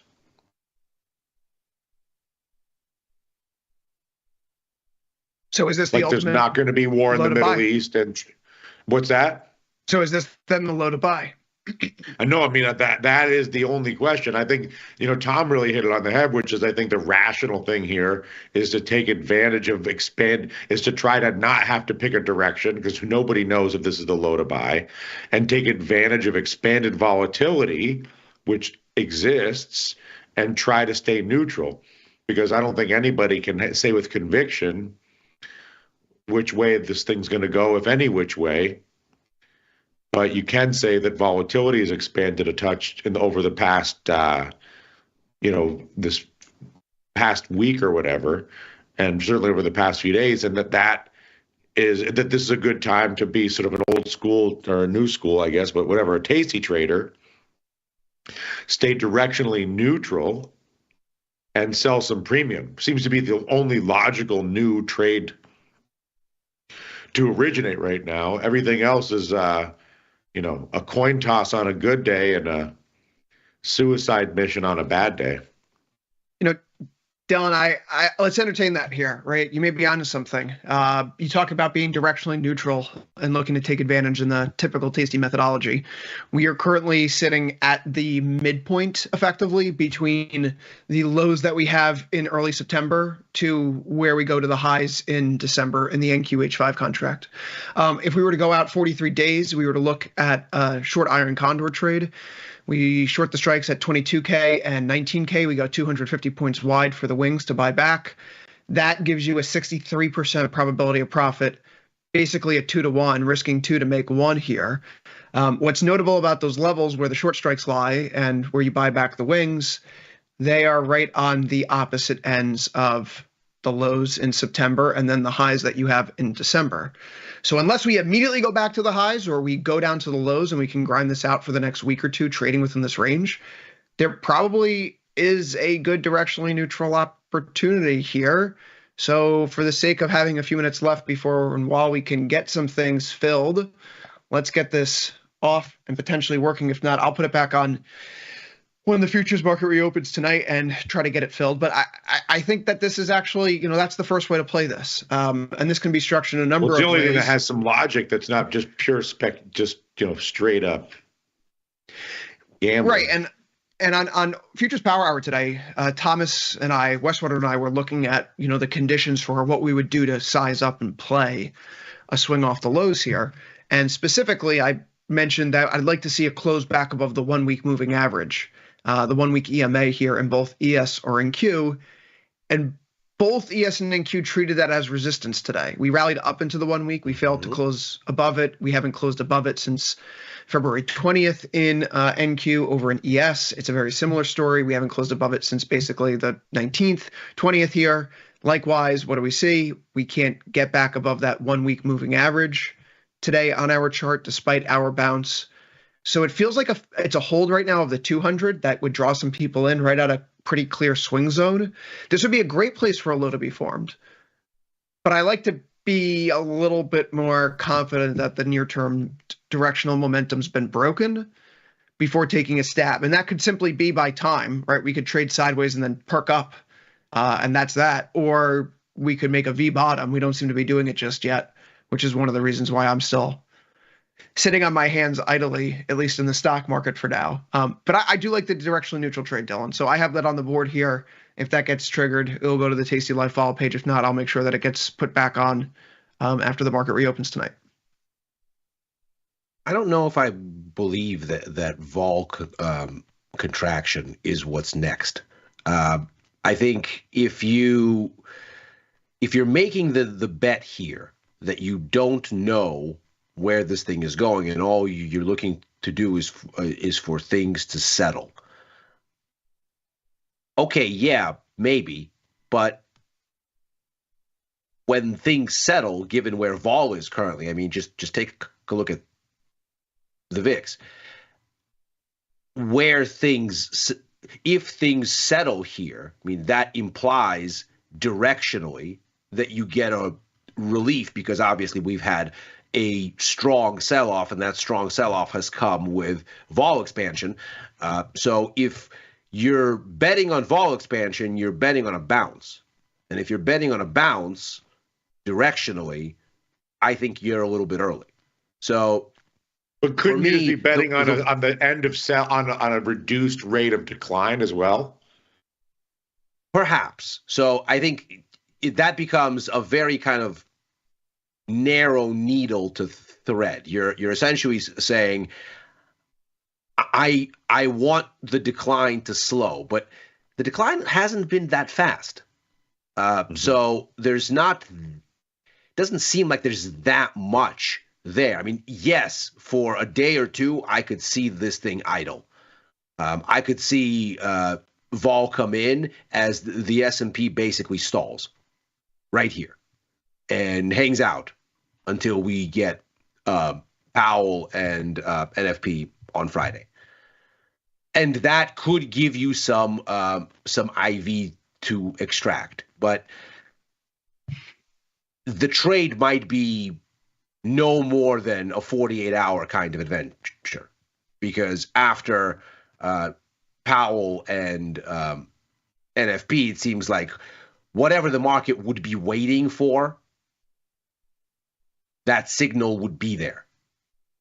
And then maybe you get an explosive end. But it also feels like the market is now driven entirely by the White House and not by AI or the jobs market or inflation.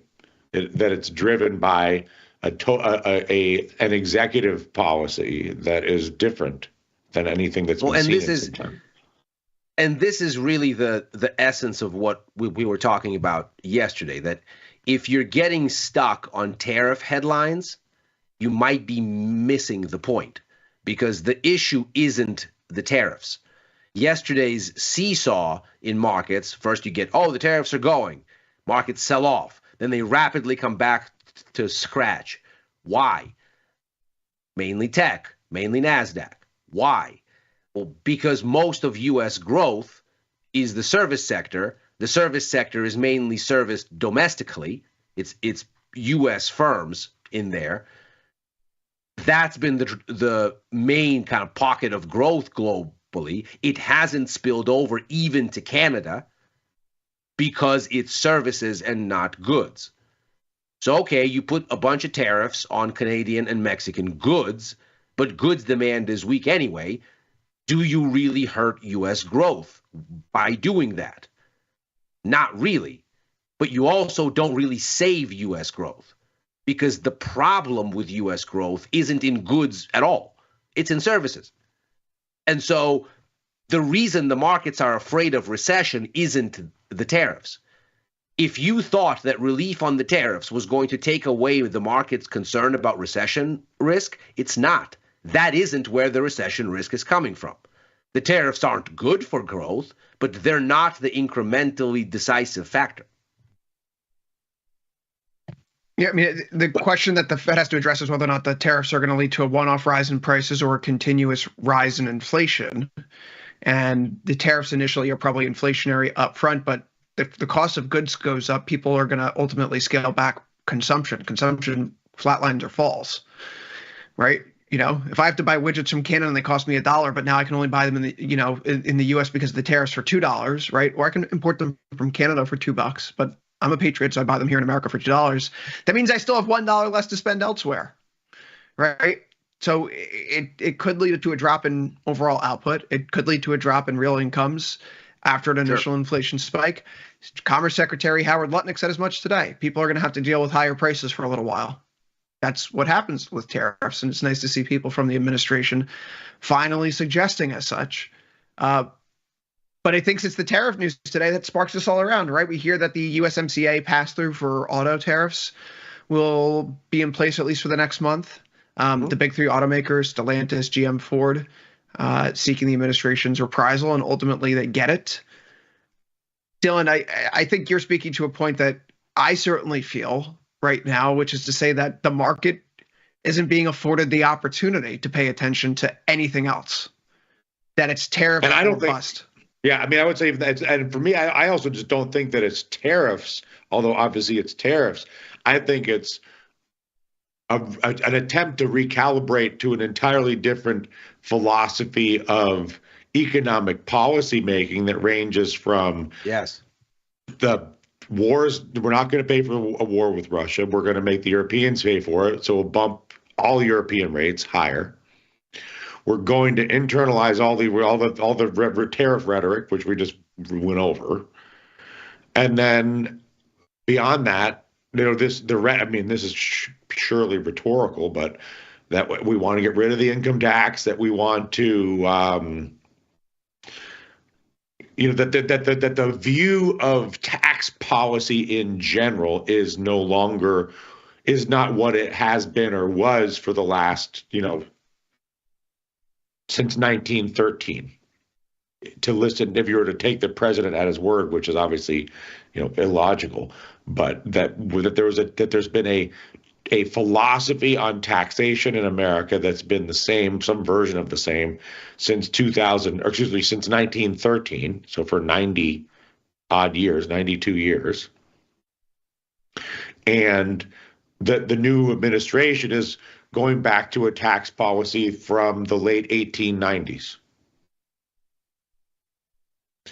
And that nobody really knows what that means in terms of all of the financial metrics. Does that mean a stronger dollar? Does that mean a weaker dollar? What does that mean for equity? What does that mean for growth? I mean, it just layers in through all that. I think that the tariffs on Canada are like the sort of like the proof that they're serious in their minds, if that makes any sense. You know, I think it's really interesting that the tariffs on Canada are being talked about at the same time that we are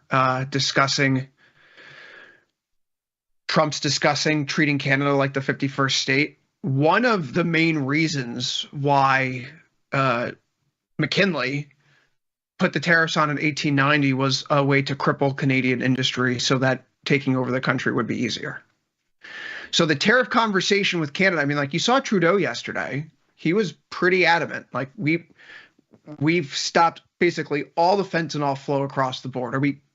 We got it down from less than a few pounds to less than an ounce. We can't really stop anymore. By the way, most of the people bringing in the fentanyl are American citizens, Mr. Trump. You know, what more do you want from us? And if Trump keeps praising these McKinley tariffs while calling him Governor Trudeau, and he keeps saying it's going to be the 51st state, I mean, like, I think someone just showed him a book about what William McKinley did in 1890, and Trump's like, yeah, I'm gonna do that again, because it's the same exact playbook at this point in time. The more I think about it, and Ilya knows I've been on a tear reading American history, so like coming across that recently, that's fascinating. That we and I agree with that, and I think that that's why the markets become more interesting, because it's not just a traditional tariff kind of discussion or tariff, thesis. It is an apparent attempt by the new American president to resurrect the economic ethos and philosophical thesis of the 1890s, which ironically was the era of the robber barons. I mean, that was Rockefeller and Carnegie and that was the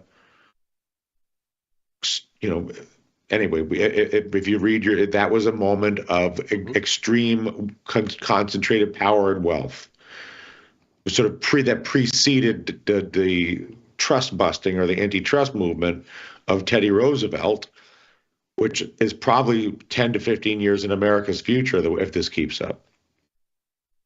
Yeah, I mean, if you read the great biography of the House of Morgan, the House of J.P.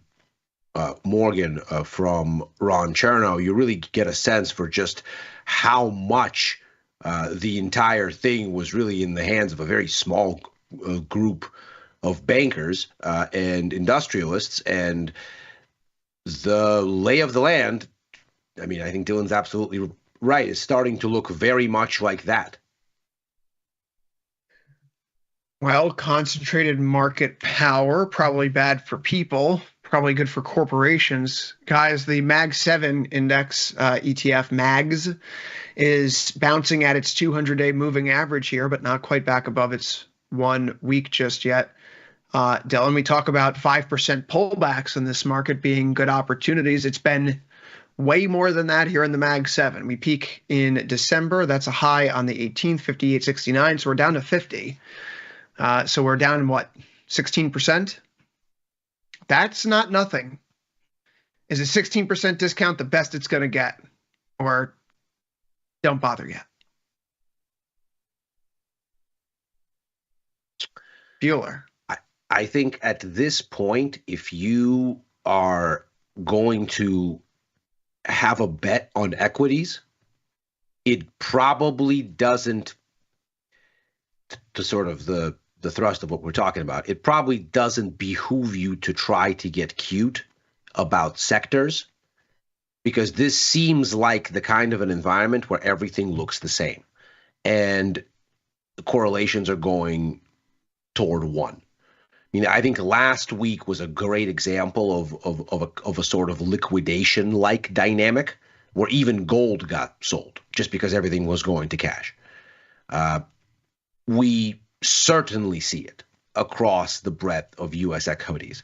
And if there's a generalized risk-off thing that's going on here, there's so much market cap that's in a skewed, lopsided way buried in the mags and buried in tech, that's the place for which liquidation comes first. So if you're going to be selling whatever is not nailed down, you're going to be obviously first not wanting to lose whatever incremental P&L you've secured on what has been the outperforming part of the market. So one would think, don't assume that there is anything separate occurring for the mags than there is for the overall landscape, and thereby operate as you would in the S&P or in the NASDAQ. And from that perspective, what you've seen over the past 2 days has been corrective at best until further notice. Now, maybe tomorrow it'll stop looking corrective and start looking like a bottom, but I don't think we know that yet. My thing, every time the market has gotten pounded, buying it has been the most winning strategy ever invented. Just buying the 5 or 10% dip in this market. S&P the was question down is when. Over and over and over again. COVID this, inflation that, war this. And every time it's like, this time is different. Yeah, but the question is when, right? If you bought the COVID sell-off in February, you were too early by about a month, right?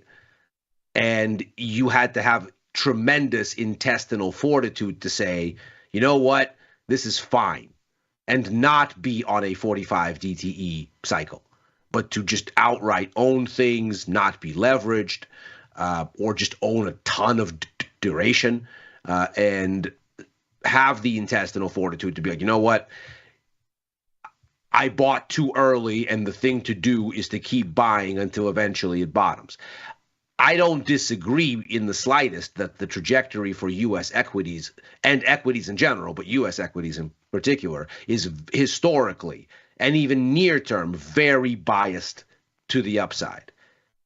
But that does not mean that this is a tradable bottom to buy necessarily. Again, maybe it is. I think we'll see. But there could be another 5-10% of losses behind this as easily as this could be the bottom at this point. So yes, it has been the right thing to buy the dip, but if you bought the GFC dip in December, you regretted it. You should have bought the March one. I think the difference this time, Dylan, is that the growth scare is happening. And, you know, Yes. we can quibble about growth scare and what does that really mean and all this. But the fact is that oil's down, yields are down, broadly speaking. The dollar's down, not benefiting from this because interest rate differentials are moving against it. Fed cut odds are up and stock markets, you know, going through a bit of a thing here the past 10 days. So I guess the question is oil. Guys, this has now shown some verticality a little bit more.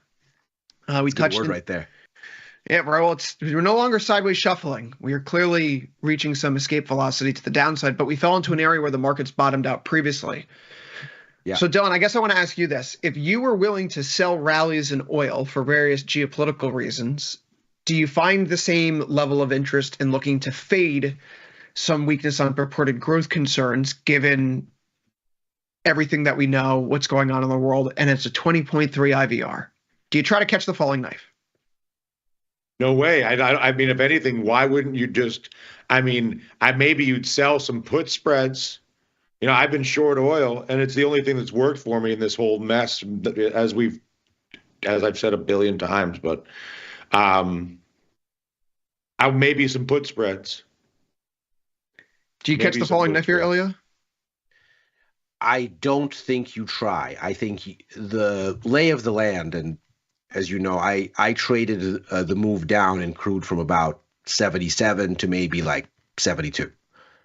And then when it stalled there above 71 or so, 70, like upper 70s, 71, that's where I got out and just moved to wait and see mode. So I missed this last leg, these last $2 or so, $4. So I'm inclined to be short, but I haven't reloaded yet. And I think it's the risk reward here. You're hitting, as you said, the bottom of that congestion that we can see on the chart. So you're right at support. I don't think anything tells you you're necessarily going to hold that support, and you may well push right through it with the right mix of NFP data and Powell commentary in a mere 48 hours less. So I'm a little bit circumspect. I'd rather sell the break. Of course, ideally, there is a bounce. It gets to something like a 69. It does a test of the underside that it just broke at that former swing low right on that yellow upward sloping line that you have there, the last test before we cracked through it over the past 3 days.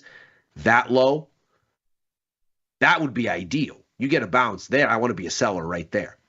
But I would take selling a break. I just don't see why buying crude oil lines up with anything that's happening on a macro level. There is a global growth scare that has motivated a lot of this recently. There is a situation where you probably have at least a bias, never mind capacity, but at least a bias from the current administration to output more. It's unclear how much more they can really output. We're already at record output, making the most petroleum products ever, in fact, more than Russia and Saudi combined. So I'm not sure where we get sort of incremental output. We could. If we really wanted to ramp things up, the number of oil rigs has been declining even as we've increased output. The number of fracking operations out there has been declining because we've gotten really, really efficient. So I suppose you could have some sort of federal mandate and incentive set to turn those things back on. But at some point, that does start to become counterproductive.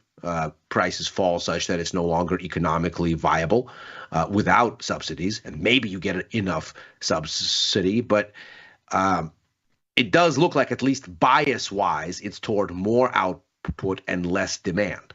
That doesn't mean that we're going to fall off a cliff tomorrow, but it doesn't look like the kind of an environment where you should be expecting structurally higher oil. Yeah, oil prices are in a throw right now. I mean, I guess what I find so interesting about the oil move today is that it doesn't respond positively whatsoever to the Chinese fiscal announcement last night in the same degree that we see with Chinese stocks or even copper prices, which are up 5.49% today. Chinese stocks up 5% themselves, now closing at a fresh yearly high. It's actually higher than we closed at any point in 2024. Mind you, these are Hong Kong names.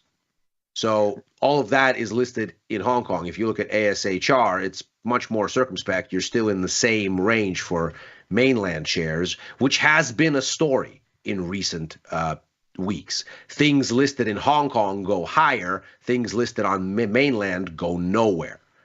And that sort of comports with flows we've seen along the Stock Connect that bridges mainland and offshore Hong Kong markets, and it's been flowing one way. Money is not flowing onto the mainland, that is northbound. It's flowing out of the mainland to boost Hong Kong stocks, that is southbound. That does not look like optimism in China's ability to revive its economy. It looks like a way for people to get their money out of the mainland through Hong Kong because they don't have that confidence. So it's an interesting set of circumstances here. If we get a mainland stocks rally tonight, of course, that will be a different story. But so far, this doesn't look like optimism in China's ability to land this thing. It looks like the opposite. It looks like money's running away from it. Dylan, what's the word on China now from Europe? It feels like the world is shifting beneath our feet. Relationships No, are I mean, I coming think that it's not even the word from Europe is the biggest move in the bond market since the Berlin Wall came down. How do you like that for anything? Okay. The hell with China. All right. It's the biggest move in the bond market in Germany, which is the biggest economy in Europe, since 1989. Okay? And so whatever is going on, there's been a massive policy, a cataclysmic multi-decade policy shift has been internalized in Europe. Going back, so let's say it started with the J.D. Vance speech, whatever it was at Munich a couple weeks ago, which was you're on your own. And then the consistency of the Trump White House and whatever has been coming out of Rubio, and then this Zelensky public dispute. And then the speech from Trump last night. And so if you keep going and going and going with it, obviously Germany has taken, and Europe is taking the American government seriously when the American government says to Europe, you are on your own. And so if you wanted to know what is the value of the American subsidy to the European, meaning specifically the American defense subsidy of Europe, it is whatever the move today was in the German bond and the French, I mean, it was across all the Euro bonds, Italian bonds, everybody got a bump. But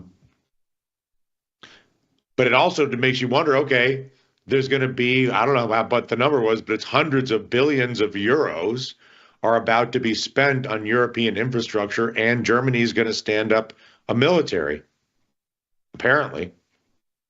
Historically, which has not happened since World War II. Oh, well, I was going to say, historically, that's worked out well for the rest of us. I mean, it rhymes, it doesn't, it's history rhymes, so who knows what it ultimately means. But what does it mean? It means a stronger euro. It means a stronger euro, and it means higher borrowing costs in Europe. I mean, that's what it means. Yeah, you know what's really fascinating, Elia? Like, we talked about this in November. Got a lot of it right. Geez, I got a big thing wrong. It was good looking for most of the end of last year. I think, to talk about this rally, Polish equities, best performing equity market in the world right now. Okay, and it's all come in the past few weeks. Post-election, they were stumbling out of the gate. So what's changed? What changed the equation for EZU, for the German DAX, for European equities? I think the biggest story of perhaps the first part of my career in finance was how governments in the United States and Europe were handling the post-global financial crisis wounds. The United States and Europe both opt for austerity to varying degrees. Europe is a lot more strict about it. Germany's in control. The United States, we still run budget deficits. They're just smaller, but we still run budget deficits. So we've been spending a lot more money and continuing to add and add and add to debt in ways that Europe hasn't been. And the question that we've been asking for the past 15, 20 years almost has been, when is Europe going to finally do the spending to move closer towards federal union? Less Articles of Confederation, more constitutional America, right? When are they going to make that jump into the same sovereign risk pool and do what's needed to become a world superpower, as opposed to, they are basically the Confederation of European states right now. There's easiest way to think about it in terms of how our government has worked over here over the 249 years. And so to that end, right, the fact that they're actually doing something, they're removing the debt brake, they're putting together a 500 billion euro fund. These are the things that people have always talked about happening, hoping happening. Maybe they need to happen. Will they happen? Probably not. It's Europe. Forget about them. I mean, they're actually putting rubber to the road now. And so taking that a step further, right, if we are thinking about a Europe that is now seeing a huge surge in fiscal stimulus, and if we enormous, right? If the United States today were to unveil a $500 billion spending plan on military outside of the normal confines of its budget, people would say that's a lot more money, right? So if Europe is doing this right now, if we're seeing that America's standing in the world is seen as less reliable in terms of a partner, right? America's place in the world is basically, you make a deal with America, you're in our security umbrella, we honor those contracts, and we got your back. And now it doesn't feel like that so much anymore. So could this become a drag on U.S. equity markets for the foreseeable future, where incremental allocators are saying, forget the uncertainty of trade with Trump, Mexico, Canada, China, right? Like Europe right now, they're spending a ton of money. We don't need to worry about spending cuts, austerity anymore. All these low PE ratio companies, like, there's a great deal of value there. And we don't need to worry about the 29 PE with, XYZ ticker that's in the Mag 7. Dylan, that makes a lot of sense. That makes a lot of sense. I mean, if you look at the fiscal impulse, I mean, I think you're absolutely right. If you look at the fiscal impulse, what are you seeing in the U.S.? The biggest fiscal impulse in a positive direction is we are going to take the tax cuts we already passed in 2017 and we're going to extend them. That's okay, fine, growth supportive.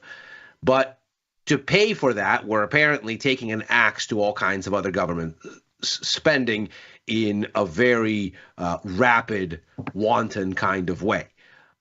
Because obviously, if we were to extend these tax cuts, they would blow out deficit expectations.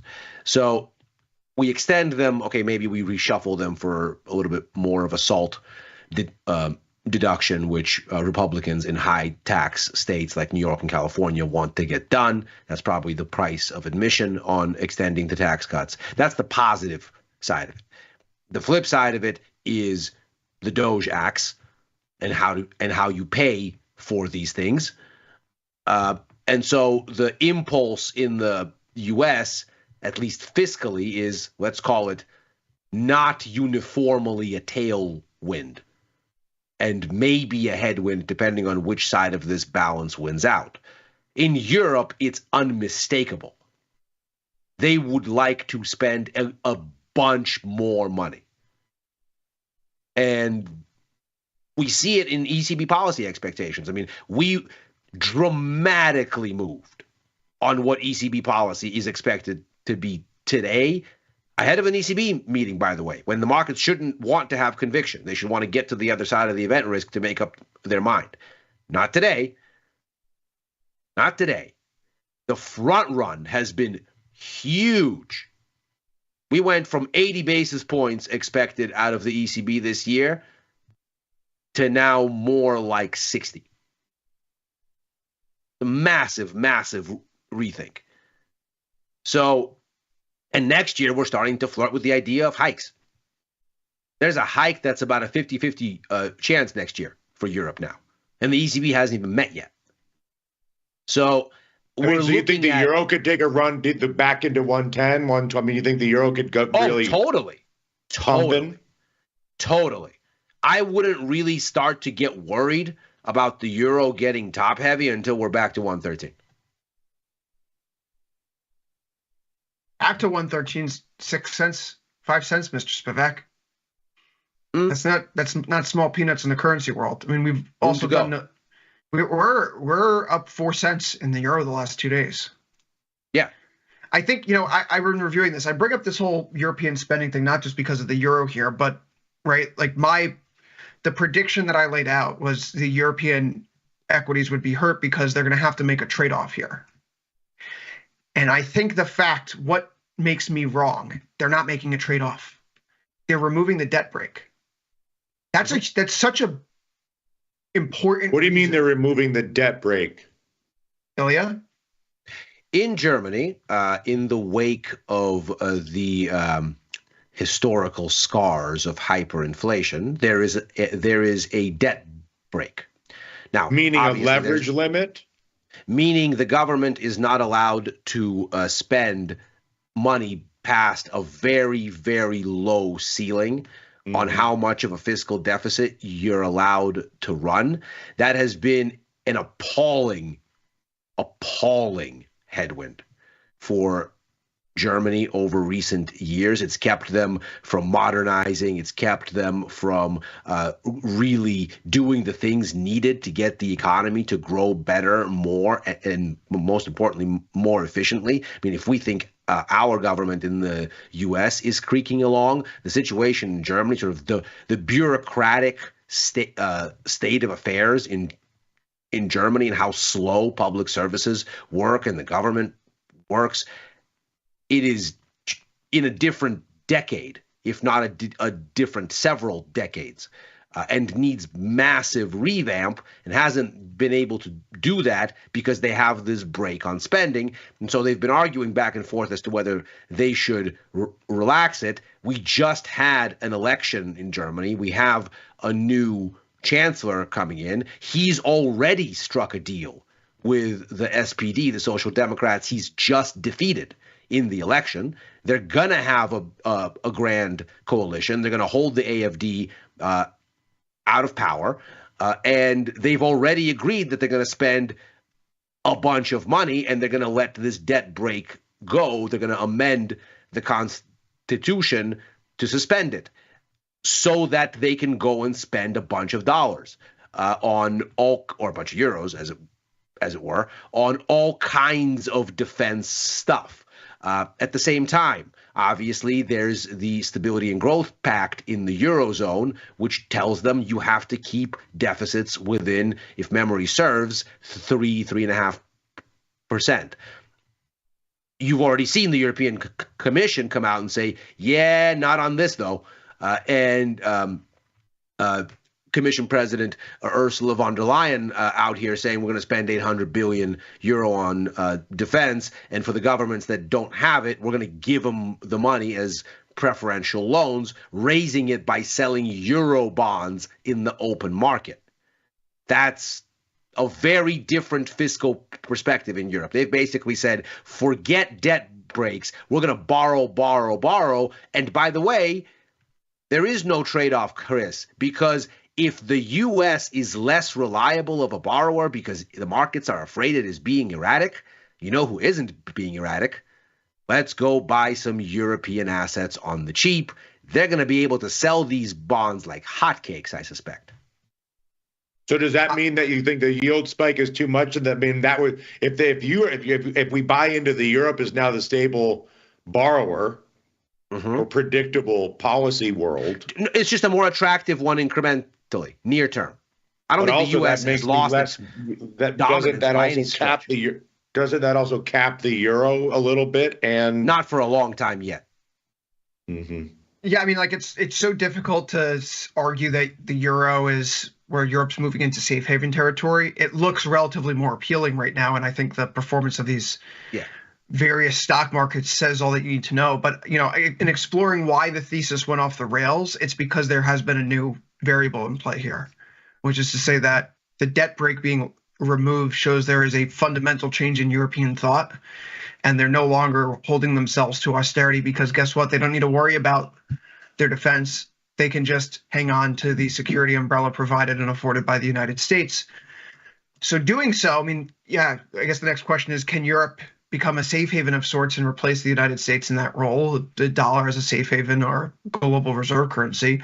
Probably not, given the myriad problems that remain. We do see that outside of Germany, right, there are sovereign debt limits for the EU, broadly speaking, on an individual sovereign basis. And we talk about the German Bund yield shooting up today and helping the euro. Yields across Europe went up today. And so it's becoming more costly for those governments to finance and service that debt. We have a stifling regulatory apparatus, high youth unemployment, energy dependency. Maybe they're trying to stop the industrialization. And it seems like they're going to try to keep fighting this war. It seems like they're getting ready to make sure that there's no more war, peace through strength, of course. But in the short term, if the U.S. pulls back, the U.S. has stopped today providing intelligence reports to Kyiv on incoming Russian missiles to civilian centers. Who's going to fill that gap? Europe seems like it's trying to step up to the plate in the short term. I don't know if there's a trade for the British pound in there, but the UK seems to be avoiding all of the noise and hatred throughout all this. The ire's directed at Canada, at Europe, broadly speaking. So the pound's doing quite well.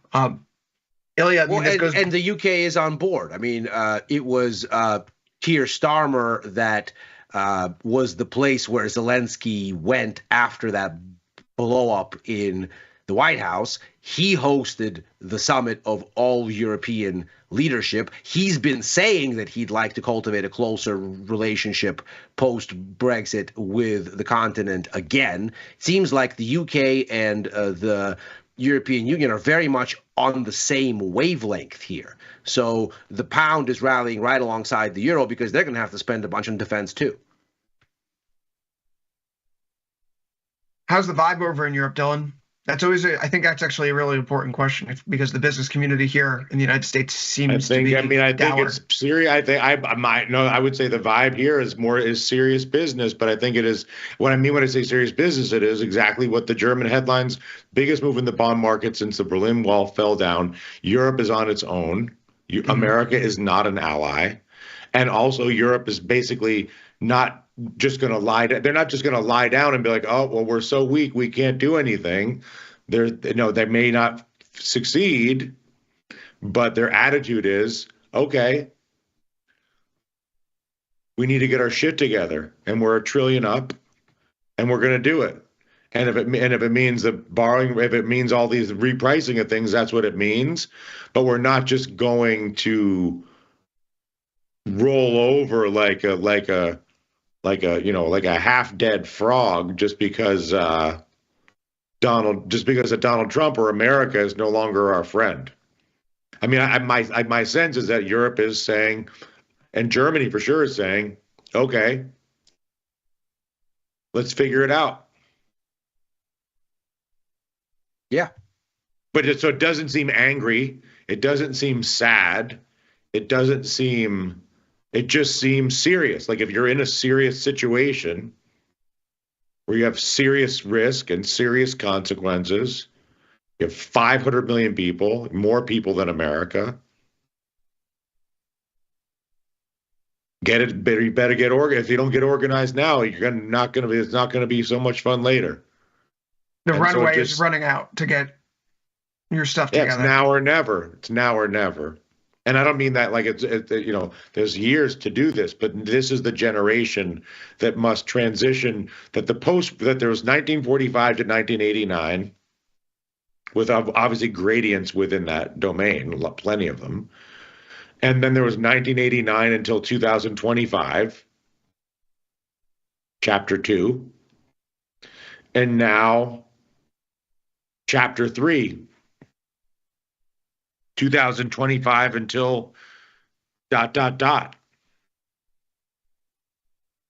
So we talk about Trump perhaps trying to incentivize people here. I think this perhaps adds a little bit of color. Is he trying to incentivize Europe to get its act together, or does he really want to pull back from Europe?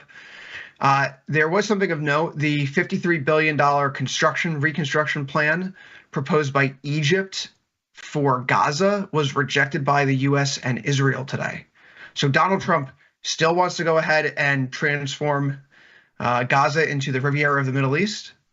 He doesn't want other people's money. He's not saying this just to get other people to come to the table. They really want to do it his way. So this could be a sincere pullback from Europe. I suppose we need to wait to see if we close down like Ramstein Air Base or anything in Germany to really see where the ball's going. But it's a new opportunity then, right? We're in a different world. And we're in a different world where the U.S. markets right now, after outperforming for so long, I myself as the resident perma bear, right, Ilya, have been saying for so long that, the U.S., where else are you going to put your money? Europe's in deindustrializing, Brexit in the UK, Japan is Japan, South Korea is South Korea. But now all these countries are not acting that way anymore. They're acting like countries that can use their balance sheets, that can make government investment into critical industries. And that means a lot of these companies with valuations and stock prices that have been depressed because of a lack of curation by public resources to help seed the ground, a fertile environment for private business to flourish. That's turned the corner in a dramatic way. Whether or not you like it, that's just where the world is right now. So I look at what's happening in the United States, and I can't help but see these are two sides of the same puzzle right now. European stocks are soaring. U.S. stocks are struggling. It feels like allocation is moving to, again, where's there a bottleneck? Well, we're loosening government spending here, right? We're being told we're going to pull it back. Republican budget considering resolution aside, we keep hearing about balanced budgets, all right? And in Europe, they're opening the spigot for the first time. Rates have come down in Europe, as you know, Ilya. And so lower rates coupled with now a lot of fiscal spending, that is something that typically helps asset prices. If this was happening in the U.S. and the U.S. was seeing new spending plans coupled with a central bank tomorrow that's going to cut rates again, perhaps, and yeah, it could be the end of the road, but they're going to cut. That's going to be asset inflationary in the short term when these things materialize out of thin air. So this is one of the reasons why I have some hesitation here in our lovely S&P 500. I'd like to see them move back above the 1 week in both ES and NQ before I engage and take a swing off these lows. We're not there quite yet. That's right. I mean, if ever there was a motivating reason to say things outside of the US and in particular in liquid Europe have been underperforming, and now you have a catalyst for them to catch up, here we are. It's a new world. It's a new world. Same world for gold, though. Back into the midpoint of its recent trading range, not quite scaling 29.30, Ilya. Yesterday, you were talking about on that 4-hour chart when Westwater was here, how we can't quite just punch through the underside of the previous trading range yet. But no such problem for silver today, up 2.64%. No such problem for copper today, up a surging 5.43%. Square the circle for me. Copper's up, oil's down. Which one is correct? Ilya, you're first. I think if you look at what copper's doing here, you're just really oscillating to the top of the range. And given the sort of story you're hearing from China and the impetus that you pointed out earlier that you see in, let's say, something like an FXI, maybe that's helpful here. I don't think that it's actionable in terms of a buying opportunity because you're right near the high, and so, or at least the closing high, and so the risk reward is off. It's a similar story in oil, only on the flip side. So neither of these things look like a tradable opportunity to me, but my skepticism of China's ability to get this right is greater than my confidence in a weaker demand, greater supply story for oil. I'm inclined to think oil is the correct one. Which one's correct, Mr. Radigan? Oil or copper? Oil. Oil for sure. You guys want to not just because of the economic variable, because I think copper, or excuse me, oil, is additionally benefits from the sort of the peace movement, if you want to call it that. So you guys want a bit of conspiracy, some tomorrow's news today. I was looking through the Doge tracker earlier, as one typically does. There are different websites out there that are doing this. Polymarket's doing it. There is dogetracker.com. Apparently, the U.S. government has found $105 billion of fraud, waste, and abuse in the system, which I think everyone's happy about, right? We don't want our taxpayer dollars going to waste. I'm going to tell you why we care about this. The GOP's House Appropriations bill that's going through is going to add $350 billion to the deficit in the forthcoming year. I will place a bet with someone if someone wants to create a market for me. When this number crosses the threshold for what the GOP House deficit will be, Elon Musk will come out and say that they've made a balanced budget because they've saved taxpayers enough money through Doge to offset the increase in deficit spending that we have. And we're going to have a whole market reaction to whether or not this new math and accounting is actually the way that we should be conducting business here, because apparently GDP's a Keynesian devil hidden in plain sight, Mr. Spivak. But we have to get to that tomorrow because overtime is out of time for this Wednesday, March 5th, 2025. We'll be back same time, same place, right after last call, 4 p.m. Eastern, 3 Central. So for Ilya Spivak in San Francisco, Dylan Radigan in Milan, I've been Chris Vecchio in New York. Good luck trading. Come back, though. Tasty Live continues after a brief break. It's Ilya Spivak with Macro Money up next. See you there, everybody.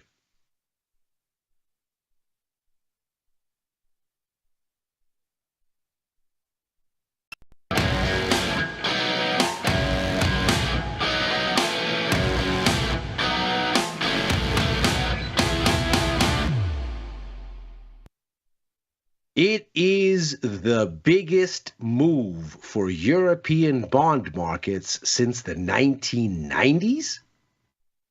That's what we're going to figure out here today. An absolutely crazy day for the markets around some of the news we've seen of all places coming out of Washington, D.C. and the reaction to it. I'm going to figure out what that has to do with the euro and why it has been an absolutely explosive market in the past 48 hours. This is Ilya Spivak, head of Global Macro here at Tasty Live, and you're watching Macro Money. The headlines are coming fast and furious here, but the conversation to be had about stock markets hasn't really changed in a very dramatic way. The Wall Street response to all of this has been somewhat tepid. We've kind of come off the lows of recession fears over the past day or so, but that does not change what has been the really big impetus for these markets, and that's really the situation happening in Europe. So let's take a look at first what is going on against that backdrop, and then, of course,